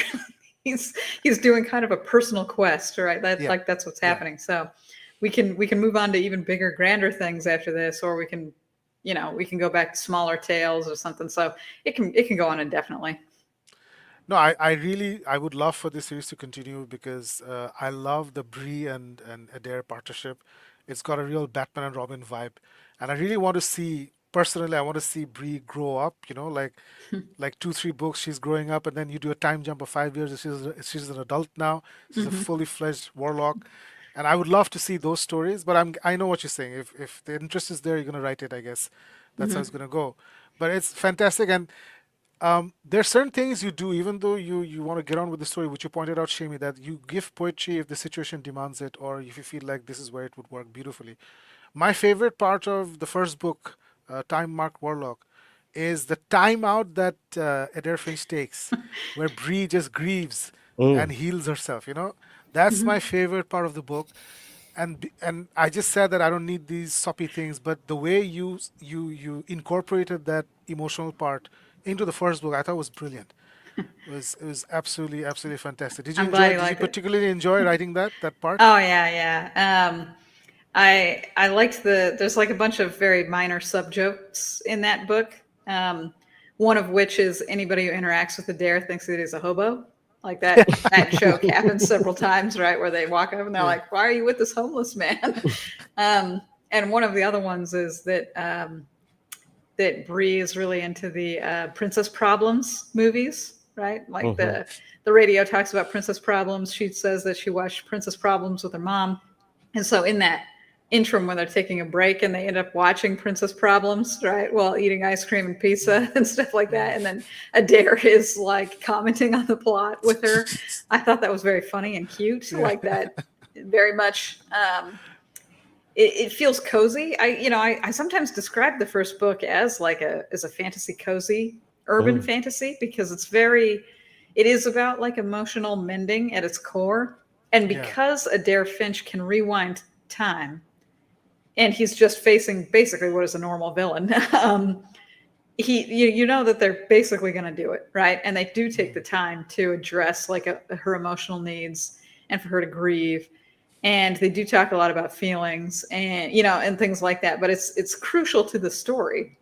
This Yeah. is what the story is. This is Adair Finch getting his mojo back, right? So it's fun to see them watch Princess Problems and eat ice cream, right? And it's fun um, in that context. It might have been not fun if the entire book was nothing but that kind of scene. Like it would get very boring. But I feel like it was really fun to write. It was just a really Mhm. like this is just funny. One thing that Shakib Bhai keeps saying, and I agree with him 100%, the trope that you use in all the three books of Chronos Chronicles trilogy, that you, in a setup of 24 hours, you keep on repeating the same things again and again. And not once I got bored. So there, right there, it's a touch of genius. I don't know how you managed to do that. And I can imagine that if you follow the same trope, you can go on forever in book 20 or 21 or 2030. So that itself is genius. Like, I don't know how you managed to do that. It almost feels like a roguelike video game where you die, come back, and have different powers. So Yes. was that a challenge for you to make it interesting and entertaining every time, or did it come to you naturally? Um, I guess I was just aware of it. I don't know if it was necessarily challenging, other than I knew that this was something that could happen. I Hmm. knew that if I repeated something too often in like the exact same way, that it could get very boring, and people don't want Hmm. to see that. But I have played video games my whole life. The save point system is not new to me. Like I understand. Even when I play a video game, I don't want to watch the same cutscene 30 times in a row. You know what I'm saying? Like, um, so I knew it was a problem, and I try to avoid it as much as possible. I do want every time that they rewind time to be fun and interesting. Even in the first book, when we rewind time to do this one fight, I tried very hard to just be like, and then he did it 40 times. Hmm. Here's the final instance of this happening, because I don't want to show you this 40 times. You get the gist. You know what I'm saying? Like, you get it. He comes back, he does the fight until he's memorized everything, and now he can beat her in basically one punch. And it's Hmm. funny as long as we skip through it. It would not be Hmm. funny if I wrote out every single Right. instance. Everybody would be bored. Like, Mm-hmm. I liked the joke too, that when he's fighting her, that Bree asks to play on his phone, like during the fight. Like that's one of those jokes that made me laugh because, like, hey, can I just play on your phone while you do this? Like everybody in the room's like, what?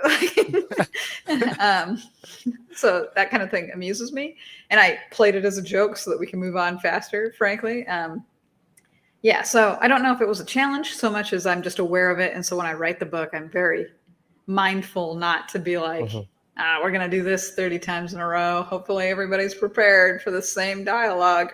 mhm. But you keep on uh, saying that you see yourself as a merchant of entertainment. But Mhm. when I looked at your background, you come from some serious academic backgrounds like criminal law and history.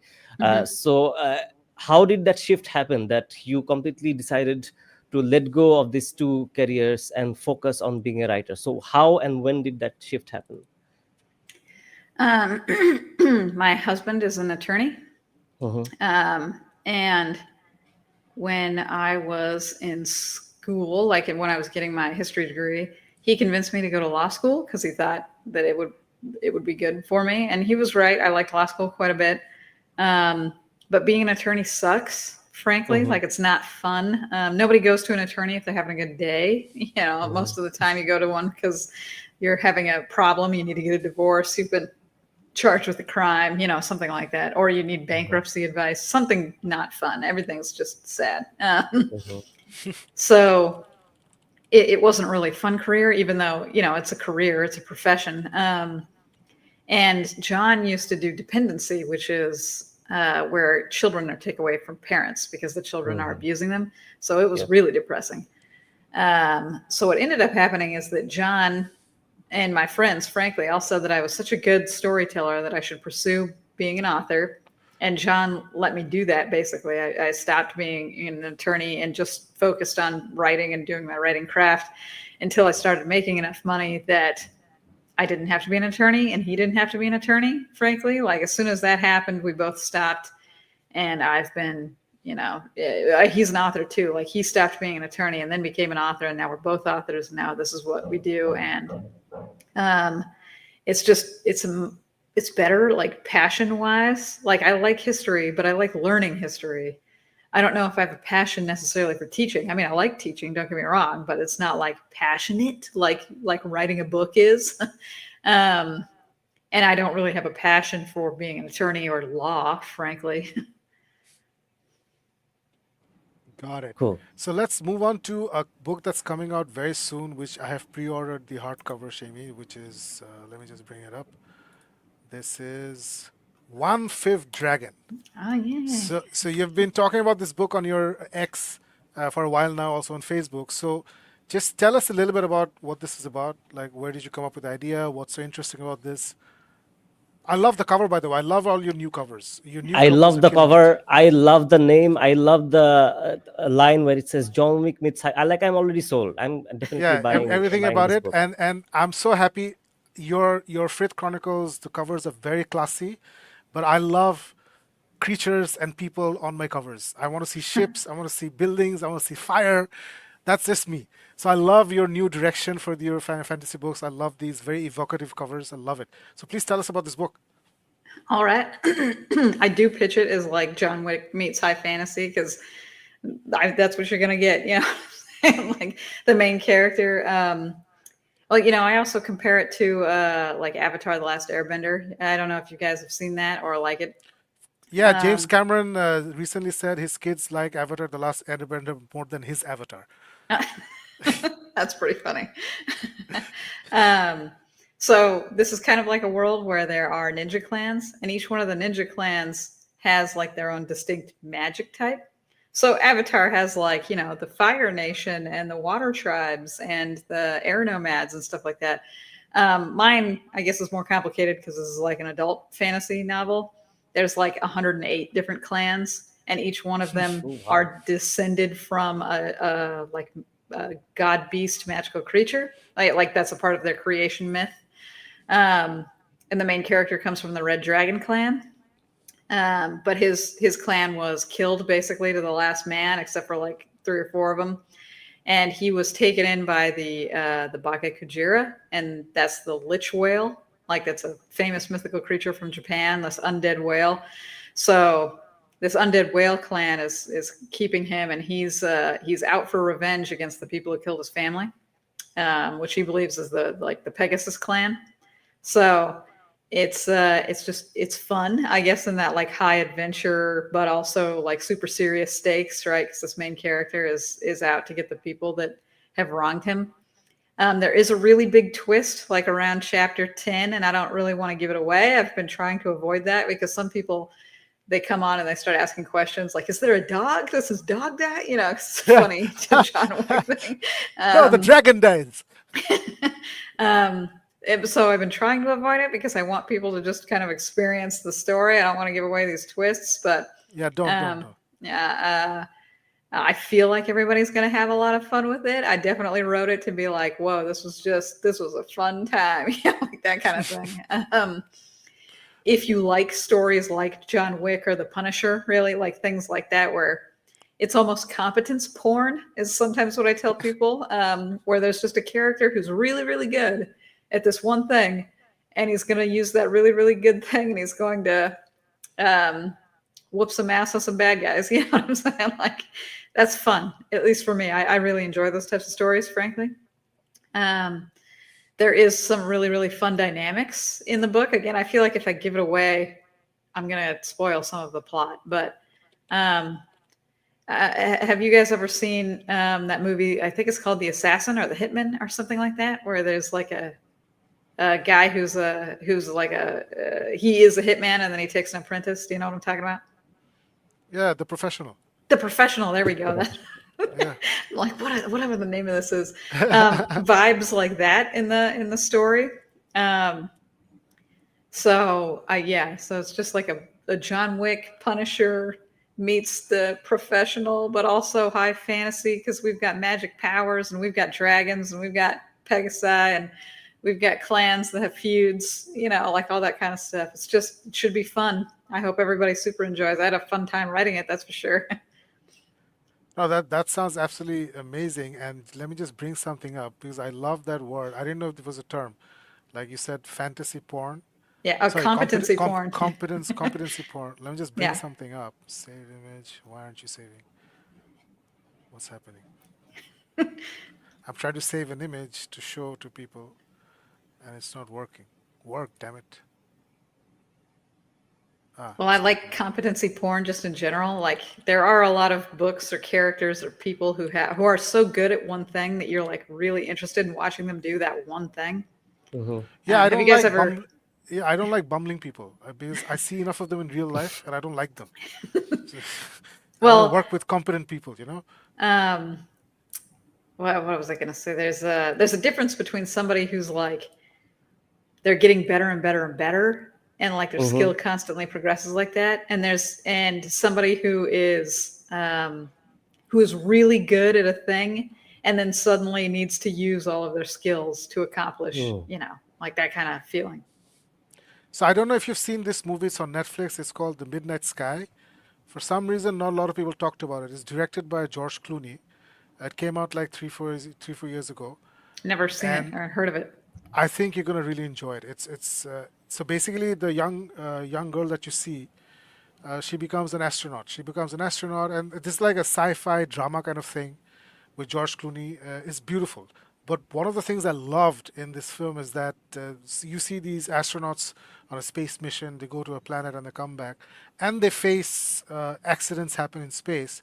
This is the first time in my life that in a Western movie I've seen when something goes wrong on the ship, people behaving like professionals, other than Star Trek. Old Star Trek, Next Generation, and the original generation, I remember when things went wrong, people who are in charge of doing the right thing, they did it competently.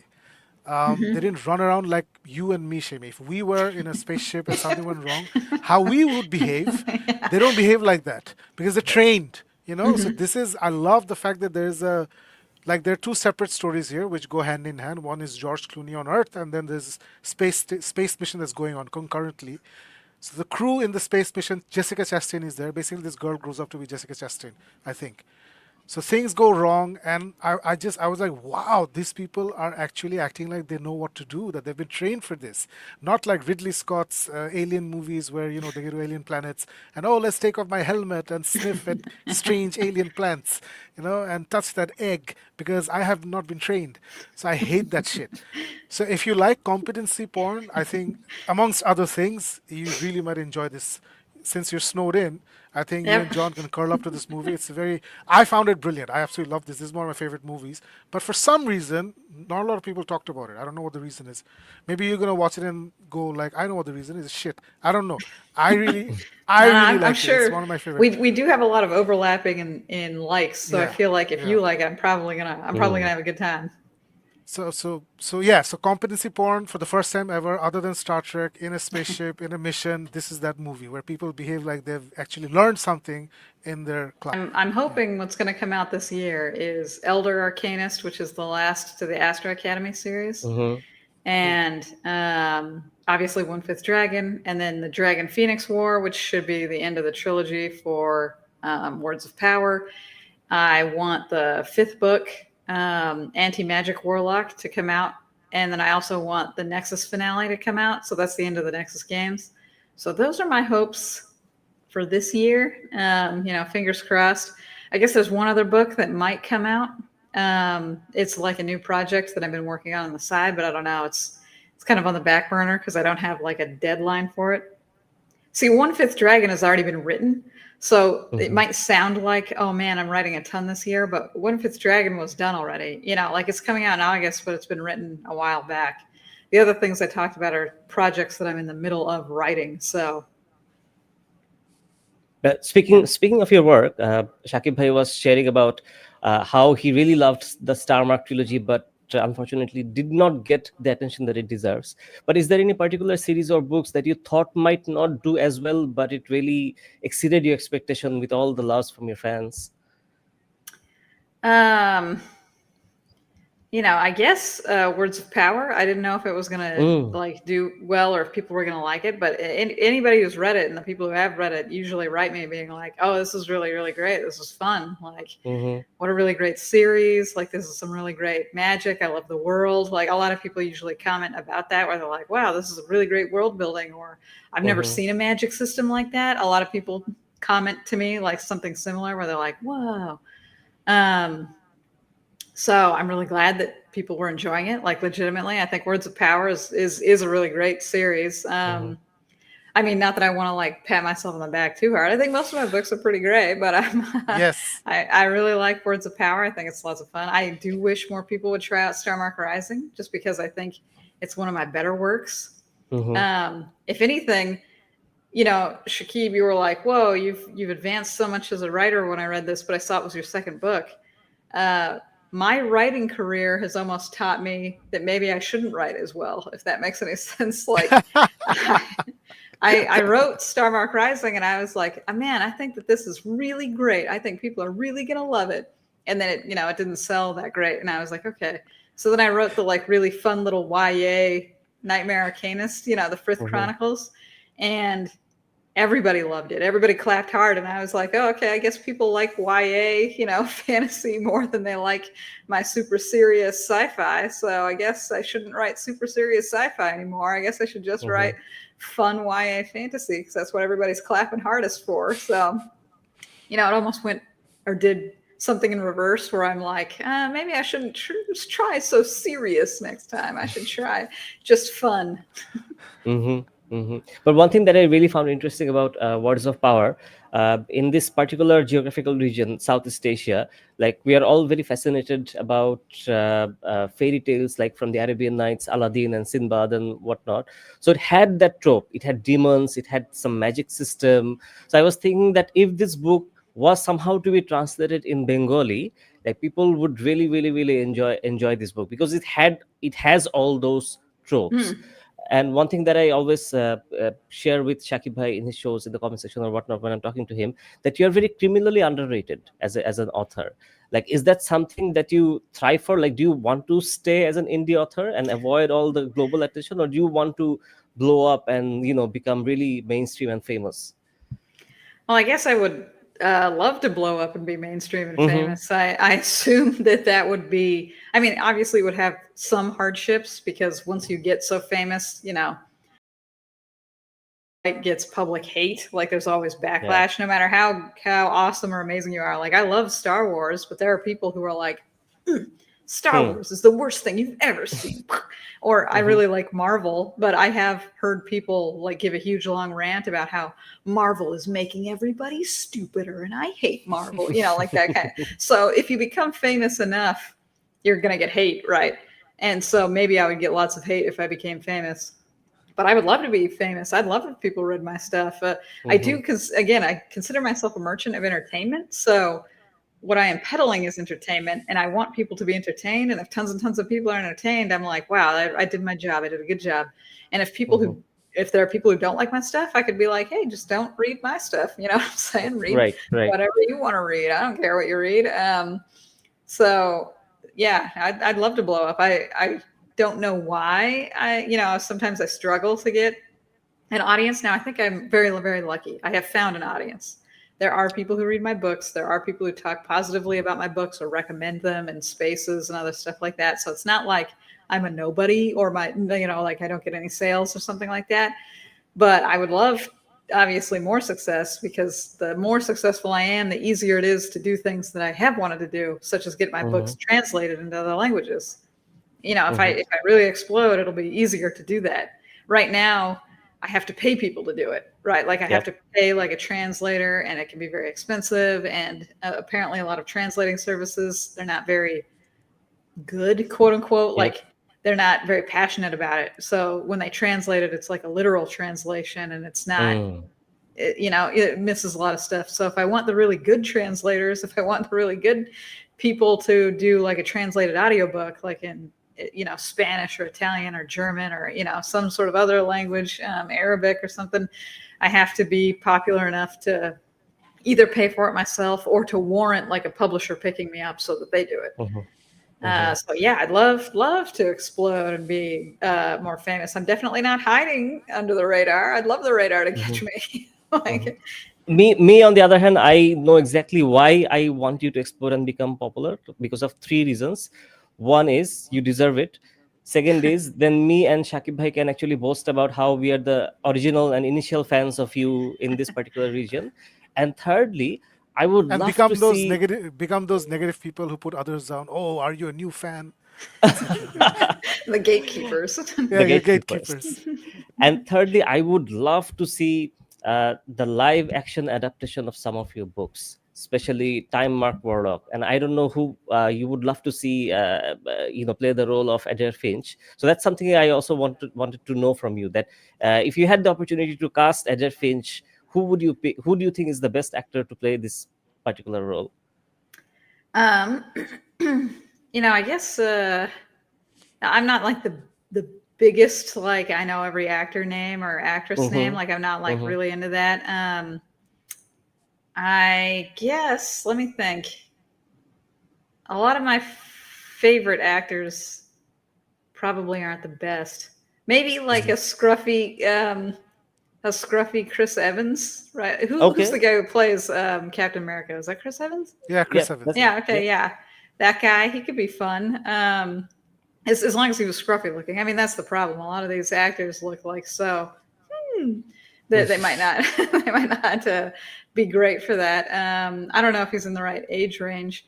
I mean, I love a lot of actors. I think sometimes they're just a little too old though now. Like whoever the Mm-hmm. actor who does Wolverine, I love Mm-hmm. that guy, but he might be too old for the role. In all He's seriousness, 100. He's 102 years old.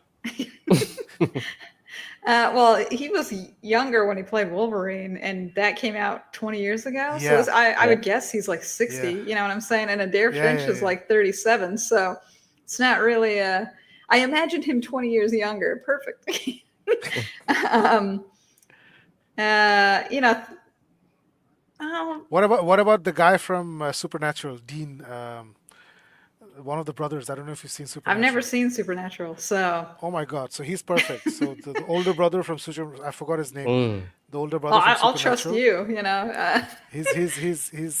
So I'm really surprised you haven't seen Supernatural because the way you've written Adair Finch is basically a mirror image with some differences of the elder brother from Supernatural. Oh, okay. Dean ki chahi naam bhuli gisi. Anyway, Dean something. Very Uh, similar. Jensen Ackles or something like that. Jensen Ackles. Jensen Ackles. So I don't know if you know him or not. Um, yeah, but I think if you're willing to like accept 10 plus years, like Adair Finch is supposed to be 37, but you're like okay, 45, 47 is fine. Then Chris Evans is fantastic. I think Ryan Gosling would do a great job. Oh, okay. Um, Yeah. because he's got that cool. He doesn't talk much because Adair doesn't talk much. Yeah. So Ryan has that going. So yeah, I think there are a lot of nice young people out there, and I'm sure there are a lot of new talents which I don't even remember. But yeah, that'd be really nice. Shami, one other question, and we're gonna let you go soon because it's getting late for you. Hmm. Um, when you decided to start the Academy Arcanist, when you finished Nightmare Arcanist, as the Frith Chronicles, and went to the Academy Arcanist, so what made you decide to start with completely fresh characters, where the older characters from the Frith Chronicles would have no role other than just cosmetic, feel good factors, Like, what was that like? Did you think about, okay, I'm gonna take their story forward, or like you clearly decided, no, their story is done. I'm gonna move on with a fresh new batch. So what was the reasoning behind that? Oh, I really like the universe of the Arcanist world, and so I wanted like a second entry point, so people could start reading Academy Oh, Arcanist, okay. and they don't need to have read the Frith Chronicles. Right. You can just read Right. Academy Arcanist, and it can just be fun. And then if you did read the Frith Chronicles, you're like, oh, I can see where the cameos are, right? Like I can see how these characters came into these roles or the situation. But it's at least fresh where you don't need to have read that other series. So I can pitch one or the other, right? Like you could be like, here's Academy Arcanist or here's Nightmare Arcanist. They're completely separate.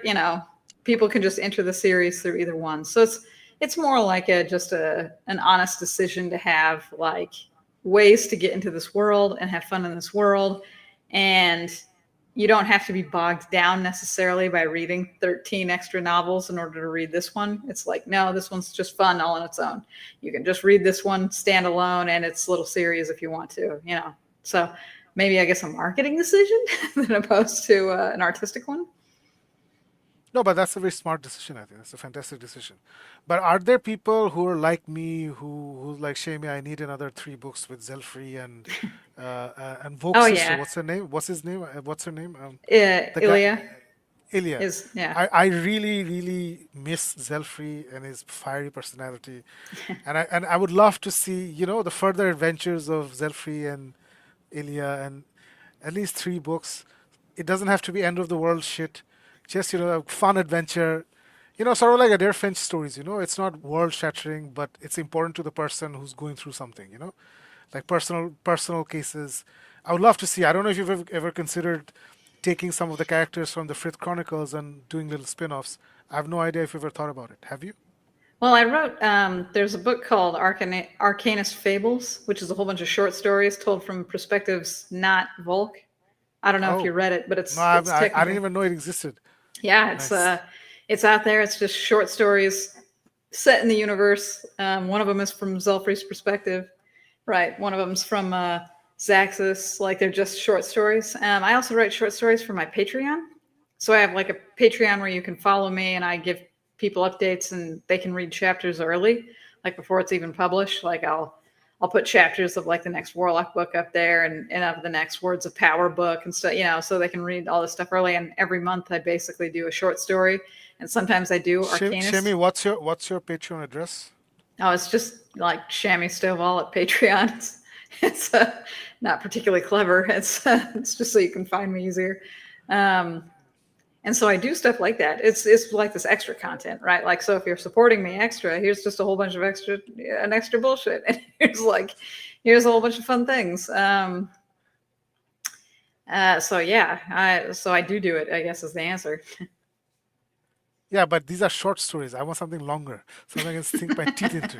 Like anyway. Where's our full novel? Yes, where's that full novel? I would love to, but I'll definitely check out the Patreon. I'll check out short story collection. So fantastic. So we've been here for 1 hour 44 minutes. I think it's time to let Shami go.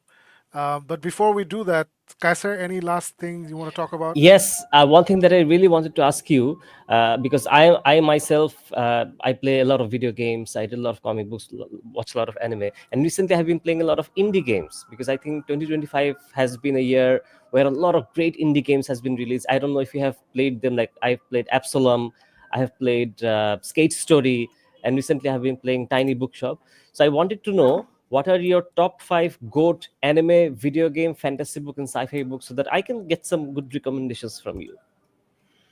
Okay, well, let me look at my Steam list for cool Mhm. indie games because I play a lot. I played so many. I guess the most recent game, I don't know if it's indie though, is called Blueprints. I had a lot of fun with Okay. Blueprints. Um, I had a lot of fun with Expedition 33. People Mm. also say that that's indie, but maybe not because it had like a team of 30 dudes. You know what I'm saying? Mm-hmm. Mm-hmm. I really liked Inscription. That was fantastic. Mm-hmm. Solid, like 10 out of 10. I don't know if you've ever played Undertale. I really loved No. Undertale. Mm-hmm. Also a game I would 100% recommend.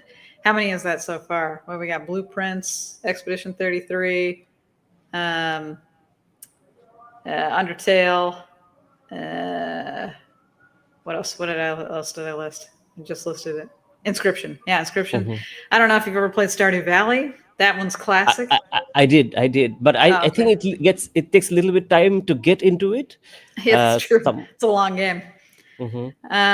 Have you played Stellaris? I like Stellaris. Again, I Oh don't no, know if it's that it's on one's. my wish list. I haven't Oh, started it okay. yet. Especially if you love sci-fi. Stellaris is the like Mm-hmm. building an empire in space game. Really, really fun. I don't know if it's indie Mm-hmm. though. Again, because it's made by Paradox, which is kind of a big studio, so maybe not. But let's see. What is another indie game here? Oh, I did like Loop Hero. That was pretty short though. Mm-hmm. Papers, Please. Papers, Okay. Please. Great. That's another 10 out of 10 right there. Very Mm-hmm. fun. The Stanley Parable. That game's only like 4 hours long, but it is a solid 4 hours. That's Mm-hmm. super fun. So, and Deltarune, which is like the sequel to Undertale. So that one's fun too. Lots of games. Those are all the Mm-hmm. indie ones I think I can think just off the top of my head, or just scrolling through my list really. Oh, Balatro, man! Mm-hmm. If you love card games, Balatro's for you. Mm-hmm. And what's the next one you want? Like indie movies, Anime. shows? Oh, anime. Anime. Um, Anime. So I really like My Hero Academia. That's like a Mm-hmm. superhero one. Have you watched that one? Yep. Yep. Oh, Yep. good. I'm in season 4. Okay, I'm in yeah. season 4, and he's finished it. I really loved the first season of The Promised Neverland, but I would Mm-hmm. recommend that you don't watch Yep. past the first season. Yeah. The Just manga pretend is the much show, better. yeah, just pretend the show ended after season one. I've also watched Freerun after Mm. Journey's End is Oh, so recently. good, so good. It's more cozy. I usually like a little bit more action packed, and this is a little bit more cozy, but that was still fun. Um, Probably my like go-to anime that still kind of airs, even though it probably should have ended like 30 years ago, is Dragon Ball. Mm-hmm. I've seen all of Dragon Ball Z, GT, Super, any sort of Dragon Ball, anything. I probably shouldn't have watched as much as I do, but I love it. I can't stop watching it. You know what I'm saying? Like, as soon as they say that a new show or something is shown out, even Daima, which recently came Mm-hmm. out, was not very good. I still watched it. I was just here, like, gotta see this. I really like Death Note up until Mm-hmm. episode 24, in which case I Yes, would just pretend that the show ends. Like, yes, the show ends after episode 2. Don't even continue watching. It's just over. yes. um, I really liked Magical Girl Madoka, like the Okay. very first one, like the 12 episode peak ending. I don't know if you Mm-hmm. guys have seen that, but that's No, crazy good. no. No. Um, 12 Kingdoms, I believe. Yeah, 12 Kingdoms was also like peak. That's really obscure though. I rarely see anybody who's ever seen that one. Mm-hmm. Um, What was the name you just mentioned? well, Magical Girl Madoka is like a Yeah. 12 episode anime. I feel like the ending is fantastic. It's another one of those twist endings that recontextualizes everything that happens in the beginning part of the anime where you're like, whoa, that was crazy. Great. And then 12 Kingdoms is like 12 Kingdoms.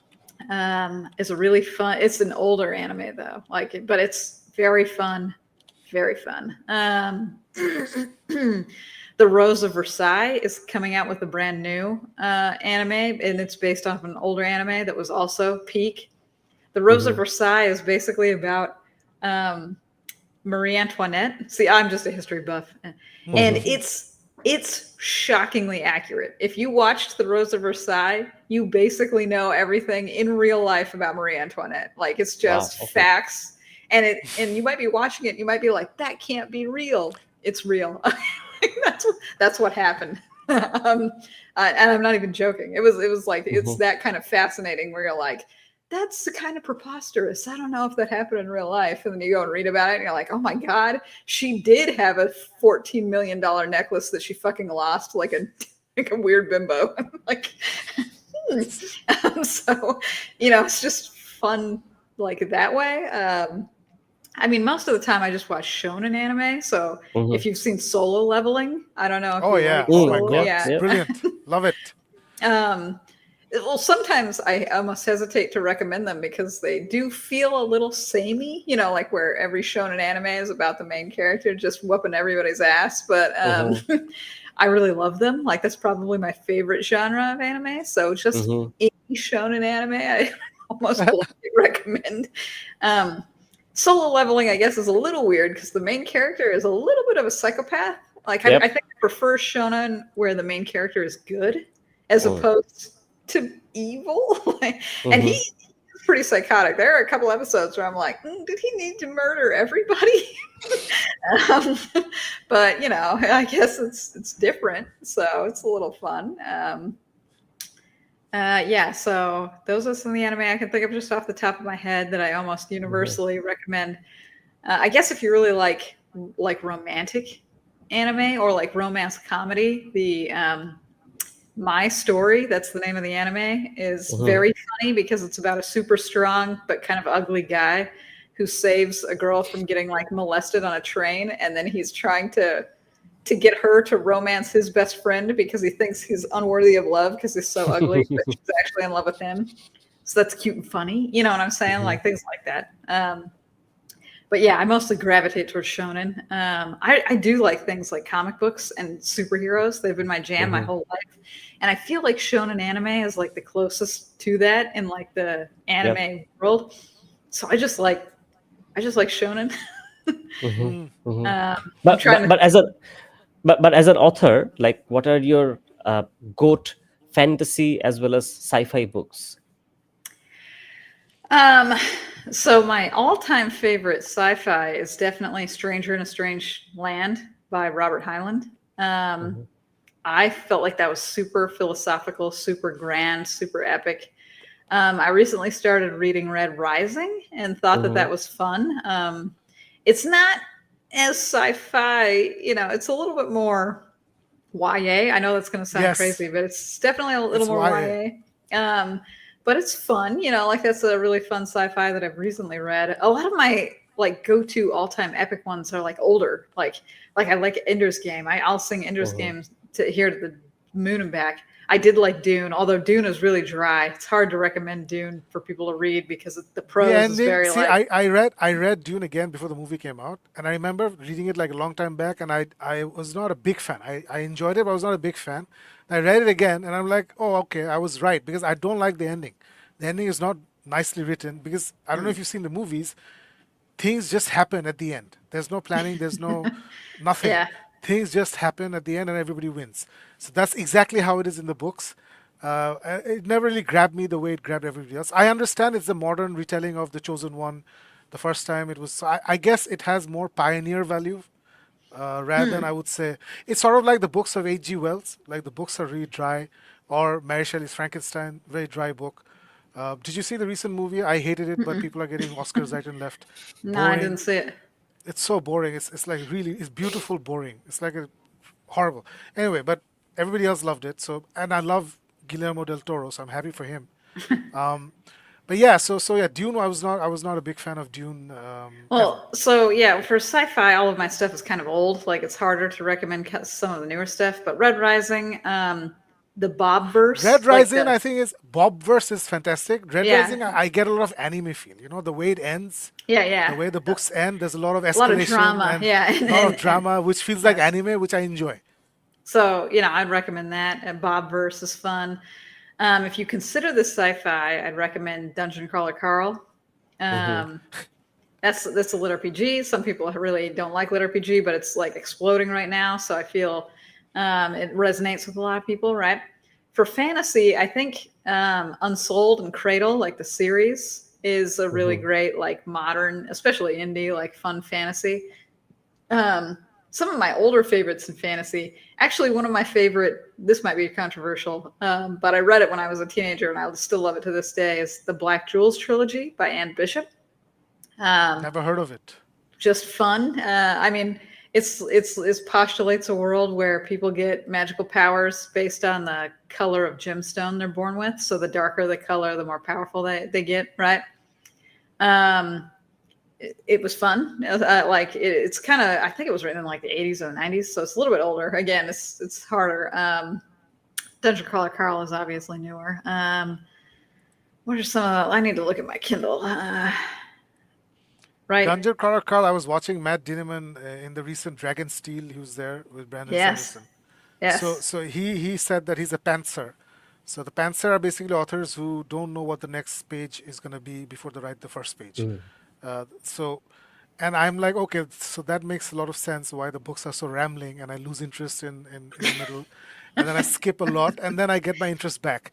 These are amazing stories, fantastic stories. I think younger readers will get more value out of them, but I love it. I finished all 7 books at one go, Nice. and apparently he's gonna finish the thing in 3 more books. So I'm waiting for the other 3 books to come out before I get back in. Oh yeah, I loved the Dragon Riders of Pern back in the day.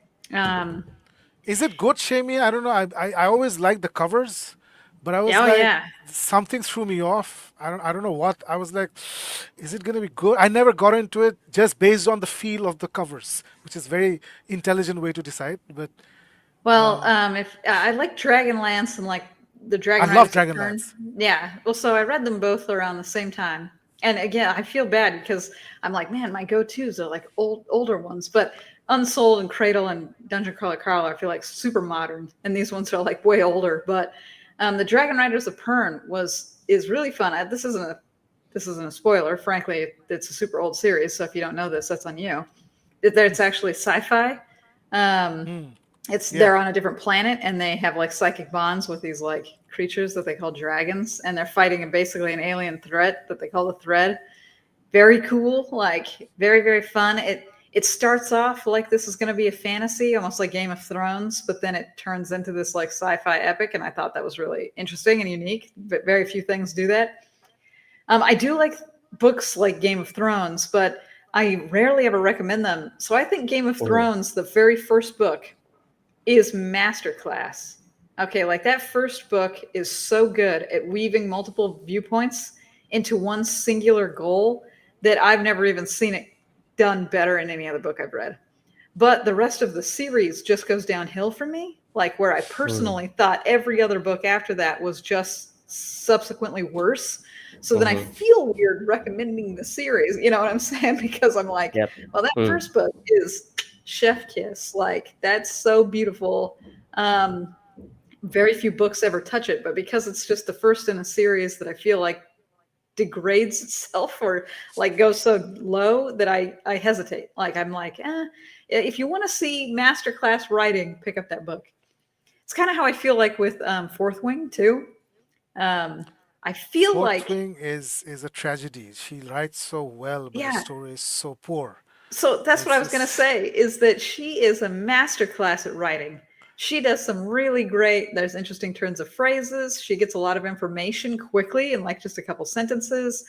Some of the characters and dialogue are like fun, or even the way the first chapter is structured. That's a really great first chapter. You know what I'm saying? Like things like that, where I can appreciate a lot of her construction as an author.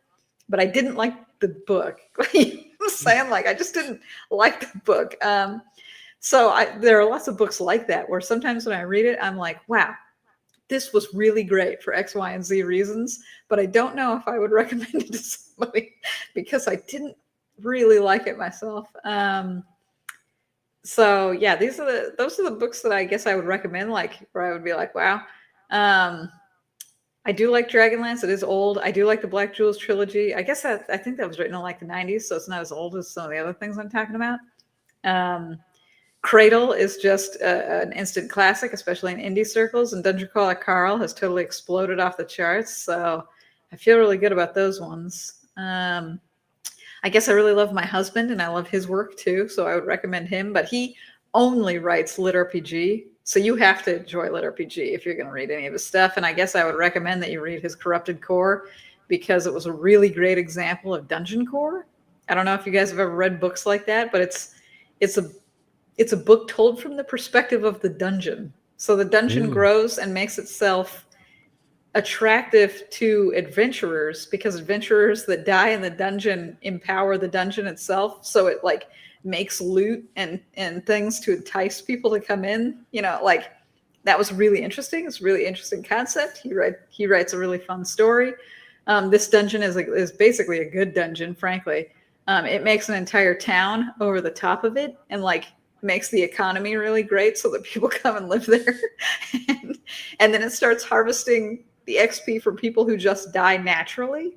So they don't even have to die in the dungeon. They can just die living their life in this town and it's getting passive experience. So it's, fun in that sense. But again, you have to like lit RPG. This is not a book that you can I can't just recommend it. I have to give that caveat. You know what I'm saying? Like you be aware that there's going to be stats and numbers. And if you can't handle stats and numbers in your books, I don't know if you can handle this. I think one difference, because I've been getting into lit RPG a bit more. So I've read The Wandering Inn, which is slightly lit RPG. I've read The The Fall. Defiance of the Fall. I've started reading He Who Fights with Monsters. Um, I just finished this 6-book series or 8-book series called Wolf of the Blood Moon, which is very much anime on the page. Um, and I've been reading these things, and I just finished Beware of Chicken. So I guess I kind of understand why Dungeon Crawler Call burst out versus the others. None of these have the emotions that you get from Dungeon Crawler Carl, which is funny from this title. You wouldn't think there's a lot of emotion here. Yeah. But Dungeon Crawler Carl, just like your book, Shamey, like you don't do a lot of emotion, but there are these moments which, when you finish the book, you're gonna take these moments away with you, right? So I think Dungeon Crawler Carl from the first book onwards, like the relationship between Carl and Princess, what's the cat's name? I forgot. Princess Donut. Princess Donut, right? So Yeah. their relationship and the other people in the party, there are a lot of emotional entanglements in these characters, which really they make the story richer and the experience richer. I feel like that's something the other lit RPG writers maybe missed out on, or maybe didn't think this was necessary. But maybe that's the reason why there's just simply more emotion when you read Dungeon Crawler Carl versus when you read Defiance of the Fall or The Many Lives and One More Last Time. Something else I'm reading right now. So many others basically. I haven't found that emotion in any other of these lit RPG books, except The Wandering Inn. That's got a ton of emotions. It's beautiful. I don't know if you've read The Wandering Inn. I've read the first book. It's like Charles Dickens meets Lord of the Rings meets Mad Magazine and Terry Pratchett. It's just a mixture of, and it's done beautifully. No, I Again, haven't I read think it. there's a bit of pantsing going on there because there are large parts, like 5 pages I just skimmed through. Like I hate pointless battles, Shamey. Like battles where the whole purpose is being funny. Like different people come together, fight it out, and realize it was a misunderstanding. But that battle takes over 50 pages. Oh, So I just jeez. skim. I don't need to read this comedy battle. It's nothing happens here. So I think she's also a bit of a pantser. I'm not sure, but yeah, that's about it. Okay, yeah. Hopefully, I've given you enough suggestions that you haven't read and Yeah, that Yes. you yeah, have yeah. favorite. Thank you. Thank you. Now I'm very glad that you mentioned Dragon Rise of Pern because, as I said, I was always like, is this book for me or not? So now I know it's for me. Cool. So Shemi, Yeah, we're just it's gonna take a look at some of the comments that have come in. Okay. and then we're gonna let you go. So we have Jason Byrne, first person to comment. Two of my very favorite people, but I'm not sure I can stay up midnight my time to watch this live. Have a great time without me. Thank you so much, Joe. Appreciate it. Today's special episode is special, says Nico. Noreen is here. Hello, where can I find this book? Noreen, there's a scroll running through the show which says get all these books from kindlebd.com. Just go there. You get directly Kindle theke, legally you can get her books. And let's not piracy indie authors. If you want to piracy books, do it from Brandon Sanderson, Agatha Christie, or dead authors. Authors were dead. Do piracy with their books. Authors are living and are indie authors. Let's not do that. So buy it legally As a from. lawyer and an author, I'm just not going to hear any of this. Yeah, yeah. You heard nothing. Uh, so get all these books from kindlebd.com legally. Xerex 1990 is here. Hi everyone. Hi Xerex. I think there's so much similarities between Finch and Dresden. Really? Is there? I don't think there's a lot of similarities. I think Hmm. just the basics. It's I it's I, just the I genre, think same genre. yeah. No, I think it's a genre and the fact that they're very decent people. They're Yeah. very decent people trying to do the right thing. Other than that, because Finch doesn't have the sense of humor that Dresden does, Hmm. his mouth doesn't run off from him. Dresden's mouth Yeah. just runs away from him. Like there are specific moments where people tell him they don't say anything. These people are very touchy, and he's like, "Don't worry, I've grown up, I've matured." Then he enters the room and says something stupid. So Finch is not like that. So I think the genre is more relatable, but as characters, I think they're very different. Hmm. That's what I think, at least. I would agree. Yeah. So Ahmed, Parvez is here. If I'm not wrong, Shami, Stephen King is one of your favorite writers, and you're a huge fan of The Stand. Are there any other authors whose works you like? I think we talked about a lot of the authors and books that Shami likes. Yeah. So And The Shami, if Stand you is wanna, great. So, yeah, The Stand is brilliant. yeah, I like The Shami, Stand. Shami, I've read The Stand, the unedited version, thrice. I've read Oh, it, the my. unabridged version, like five Yeah, times. that's a long book. Hmm. Yeah, so Hmm. so no, It's but a it was chunk. because I was blessed because we live in a poor country where foreign books were not available. I didn't have any money when I was growing up, so I had a lot of time to reread books I love. Now, even if I want to, like for example, I want to do a reread of the Dresden Files before the last three, four books come out, but I don't know. I don't know if I'm going to get to it ever. It's just no Oh, time. yeah, dude. There's no time. So this is Shami, another like really really cool booktuber in Bangladesh. The guy is called Nahian, so he joins our show regularly. So books with Nahian. So Shami, the interesting thing was last year we did a top 10 like books of the year for four of us got together did a show, and we talked about our favorite 10 books from last year, and three of the booktubers like they all had indie books in their list, and that was amazing. And Nahian didn't have any because he hasn't finished reading the indie books. So he's gonna finish a few. Like I think he started Time Work Warlock right now. Oh, wow. So so I hope he likes it. So Me too. I yeah. Oh, he's talking about it. Loving Ah, Time Mark Warlock so far. Thanks to Kaiser Bhai for recommending. So yeah.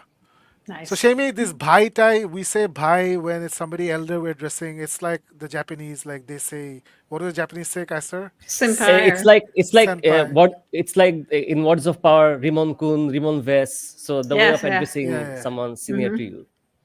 So yeah. So if so somebody would tell you Shami Appa, you'd be Appa, Oh. and I would be bhai. So that's Oh, about okay. it. Oh, that's interesting to know. I like that. Yeah. Nayan says, question as a writer, what part of building Time Marked Warlock or such books did you enjoy the most? The magic system, the characters, or the world itself? In general, the characters are the funnest part for me. I feel like the characters are the heart of a story. So I need to like the characters before really I can really like the rest of the book. Um, and so I like them the most. I like writing them the most. I think the next is probably the world. I really like when a world feels like you could be or live there or do things in the world. And building a world is really fun, frankly. Like sometimes you can just get lost in world building. The magic system is probably the trickiest part because you want a magic system that has to do a ton of things. It's got to feel mildly unique. You don't want to copy everybody else's. It can't be generic. You can't just be like, everybody's got fire powers. You know what I'm Mm. saying? Like, Mhm. and it has to be, or at least in my opinion, like interesting to use. So Hmm. that way it's fun to see how people might use it in a situation, right? I like progression fantasy specifically because of this like ever increasing power scale, like having a small fireball that's in the big fireball, then it's a giant fireball. Like, how do we use this? How do we get it more powerful? But that's like the trickiest one of them. So I have the most fun with characters. I really like building a world that feels like, like building history. And the magic system is important, but more mechanical, I guess, when I think about it. Like, it needs to be, and in Time Marked Warlock specifically, the entire story is based around the fact that his magical power is rewinding time. But I can't, like I told you before, it's too overpowered. He can't just rewind time, or else there's no there's no problem, Right. there's no tension. He Hmm. just wins. So I had to give it limitations. I had to think of enemies or scenarios that would cause him problems. Right. I don't want to give the ending to the first book away, but the bad guy has a thing that makes his rewinding time not as useful, right? So um, things like that. It's mechanical. It's very important though. So I think about it a little bit more sometimes. Nice. Nico is here. Nico says, I've read one book of Miss Shami Stovall, and that is Nightmare Arcanist. I felt Miss Stovall cleverly subverts the chosen one trope by bonding her hero Vogue to a despised shadow creature. The progression system is satisfying, the Nightmare bond is brilliantly unique, and the swashbuckling adventure never slows down. It's a perfect blend of underdog triumph and inventive magic. Yeah, I think Shami, you subvert quite a few things because the bond between um, Vogue and the nightmare Mm-hmm. is not like they go through. I'm not going to give anything away, but they go through quite a journey. Like they don't do everything together, right? So I think you subverted quite a few things in this series. So that was brilliant. Like, was the decision not to follow through? I don't know how to phrase this question without giving stuff away. So Vogue, I would say Vogue cheats on the nightmare. The Oh my cheating on god. the nightmare. So, was that something like you were like, this is something I want to do, or is that something that came out of the story? Like, how did you envision that? Well, it is difficult to talk about vaguely, but I did envision it because of the ending, really. I just felt like Okay. it was a nice journey. It Hmm. all comes back. It's all, completed. And frankly, it's fun drama. Yeah. Um, I like when stories have fun drama. I'm not a big fan of like drama for drama's sake, or drama that could have been swept under the rug or cleared up with a simple conversation. Like sometimes that happens in books and I hate it, frankly. Um, or drama is created because of stupidity. like, I hate that. like, I hate that. yeah, like where somebody just lies and then they need to Yeah. maintain a lie for way too long and then drama spawns because of it. Not a big fan. But I am a big fan of like stakes and drama like that. So that's my vague answer to that. Yeah. Cool. No, I hate drama based on misunderstandings, drama based on mistakes. Somebody says lies. Exactly, exactly. Everything you said. I hate all of that. And none of your Mhm. books have that. Love it. So Tasim Rahman is here. Shami, she's another booktuber. She was one of the first guests when we started this show way back in 2021. So she's saying starting Saturday with Book Dawn. Love this. Tasim, you're gonna love Shami Stovall's books, so you should read some. Ashraful Alam is here, loving it. Parvez is here. The 12 Kingdoms is one of my all-time favorite anime. Fantastic. Good to know. That's Um, really, I rarely meet people that have seen the 12 Kingdoms, and I think it's a really great anime. Great. I'm gonna check it out. Inan is here. You read any manga or manhwa, light Yeah. novels? You read. Do you Yeah, read? I like manga quite a bit. I love comic books, and manga is just a similar type of comic book, frankly. That's where got into Battle Angel Alita. Oh, Hmm. Like that was a really great one. I really loved what it's the oh god, what is it called? It's like the last sword of the samurai or something like that. That was a really great one. I read Inuyasha through the manga as opposed to the anime, and I really enjoyed it. Magic Knight Rayearth. That might be too obscure. That feels like an obscure one. I also started the My Hero Academia manga because the anime wasn't keeping up with it, and I really wanted to know the rest of the story, so I had to read that manga just to see. Um, What's another one that I read? Uh, I read some of Beastars. I liked Beastars a little bit on Netflix, and I wanted to see more of where the story went, so I decided to pick up the manga for that one too. Um, Berserk was really fun. I really liked Berserk. It got weird near the middle, but I really liked in the beginning and whatnot. I don't know. Berserk was just great. The artwork was just fantastic too. Just peak. So yeah, I've read. Have you read Claymore? No. Claymore is there's one season. They did one season, and then the manga artist was behind, or he was fell sick or something, so they couldn't continue. So they finished with one season, but they didn't finish the entire story. They did a good one season, Hmm. satisfactory ending, and then the manga artist finally finished the entire arc. So people who've read the entire manga, they say it's brilliant, and I've seen that it's on Netflix here. I don't know if it's there in the US. I'll check it out. It's really cool. It's like imagine a Western and Lord of the Rings, and like that, the lone cowboy, gunman, or samurai traveling desolate landscapes, solving problems. But there's a structure. It's not the claymore. So these people are called claymores. They go to towns and they hunt demons. There's a structure and there's the mythology which you slowly find out. It's brilliant. It's that That sounds one fun. season. It's one of the best first season I've seen in my life. It's so good. It's from 2007, so I would strongly recommend it. Claymore. Okay, yeah, I'll watch it along with the Midnight Sky. Yeah, Midnight Sky is. You should watch it during this snowscapade, snow Snow apocalypse, Apocalypse. because he's the character is in the Arctic or somewhere, so you're gonna relate. It's really Hmm. nice. Antik says, while writing a fantasy, if it clicks, what is the right way to continue the books? Still writing down what was your plan to write, or meet people's expectancy and mold your writing accordingly. So yeah, So, once your so fantasy, a little bit yeah, of introduction on who this guy is. He's country's top YouTube animator. So he actually animates content and creates comic books. So he's Oh, nice. really, really talented. Um, so yeah, well, so I'm not a pantser. I'm a plotter, so I like writing an outline beforehand and then writing the book because I really like having that structure.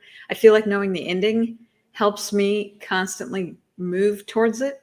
Like so I'm never lost. It's like having a north star, like I always know where we're going because I know where the ending is.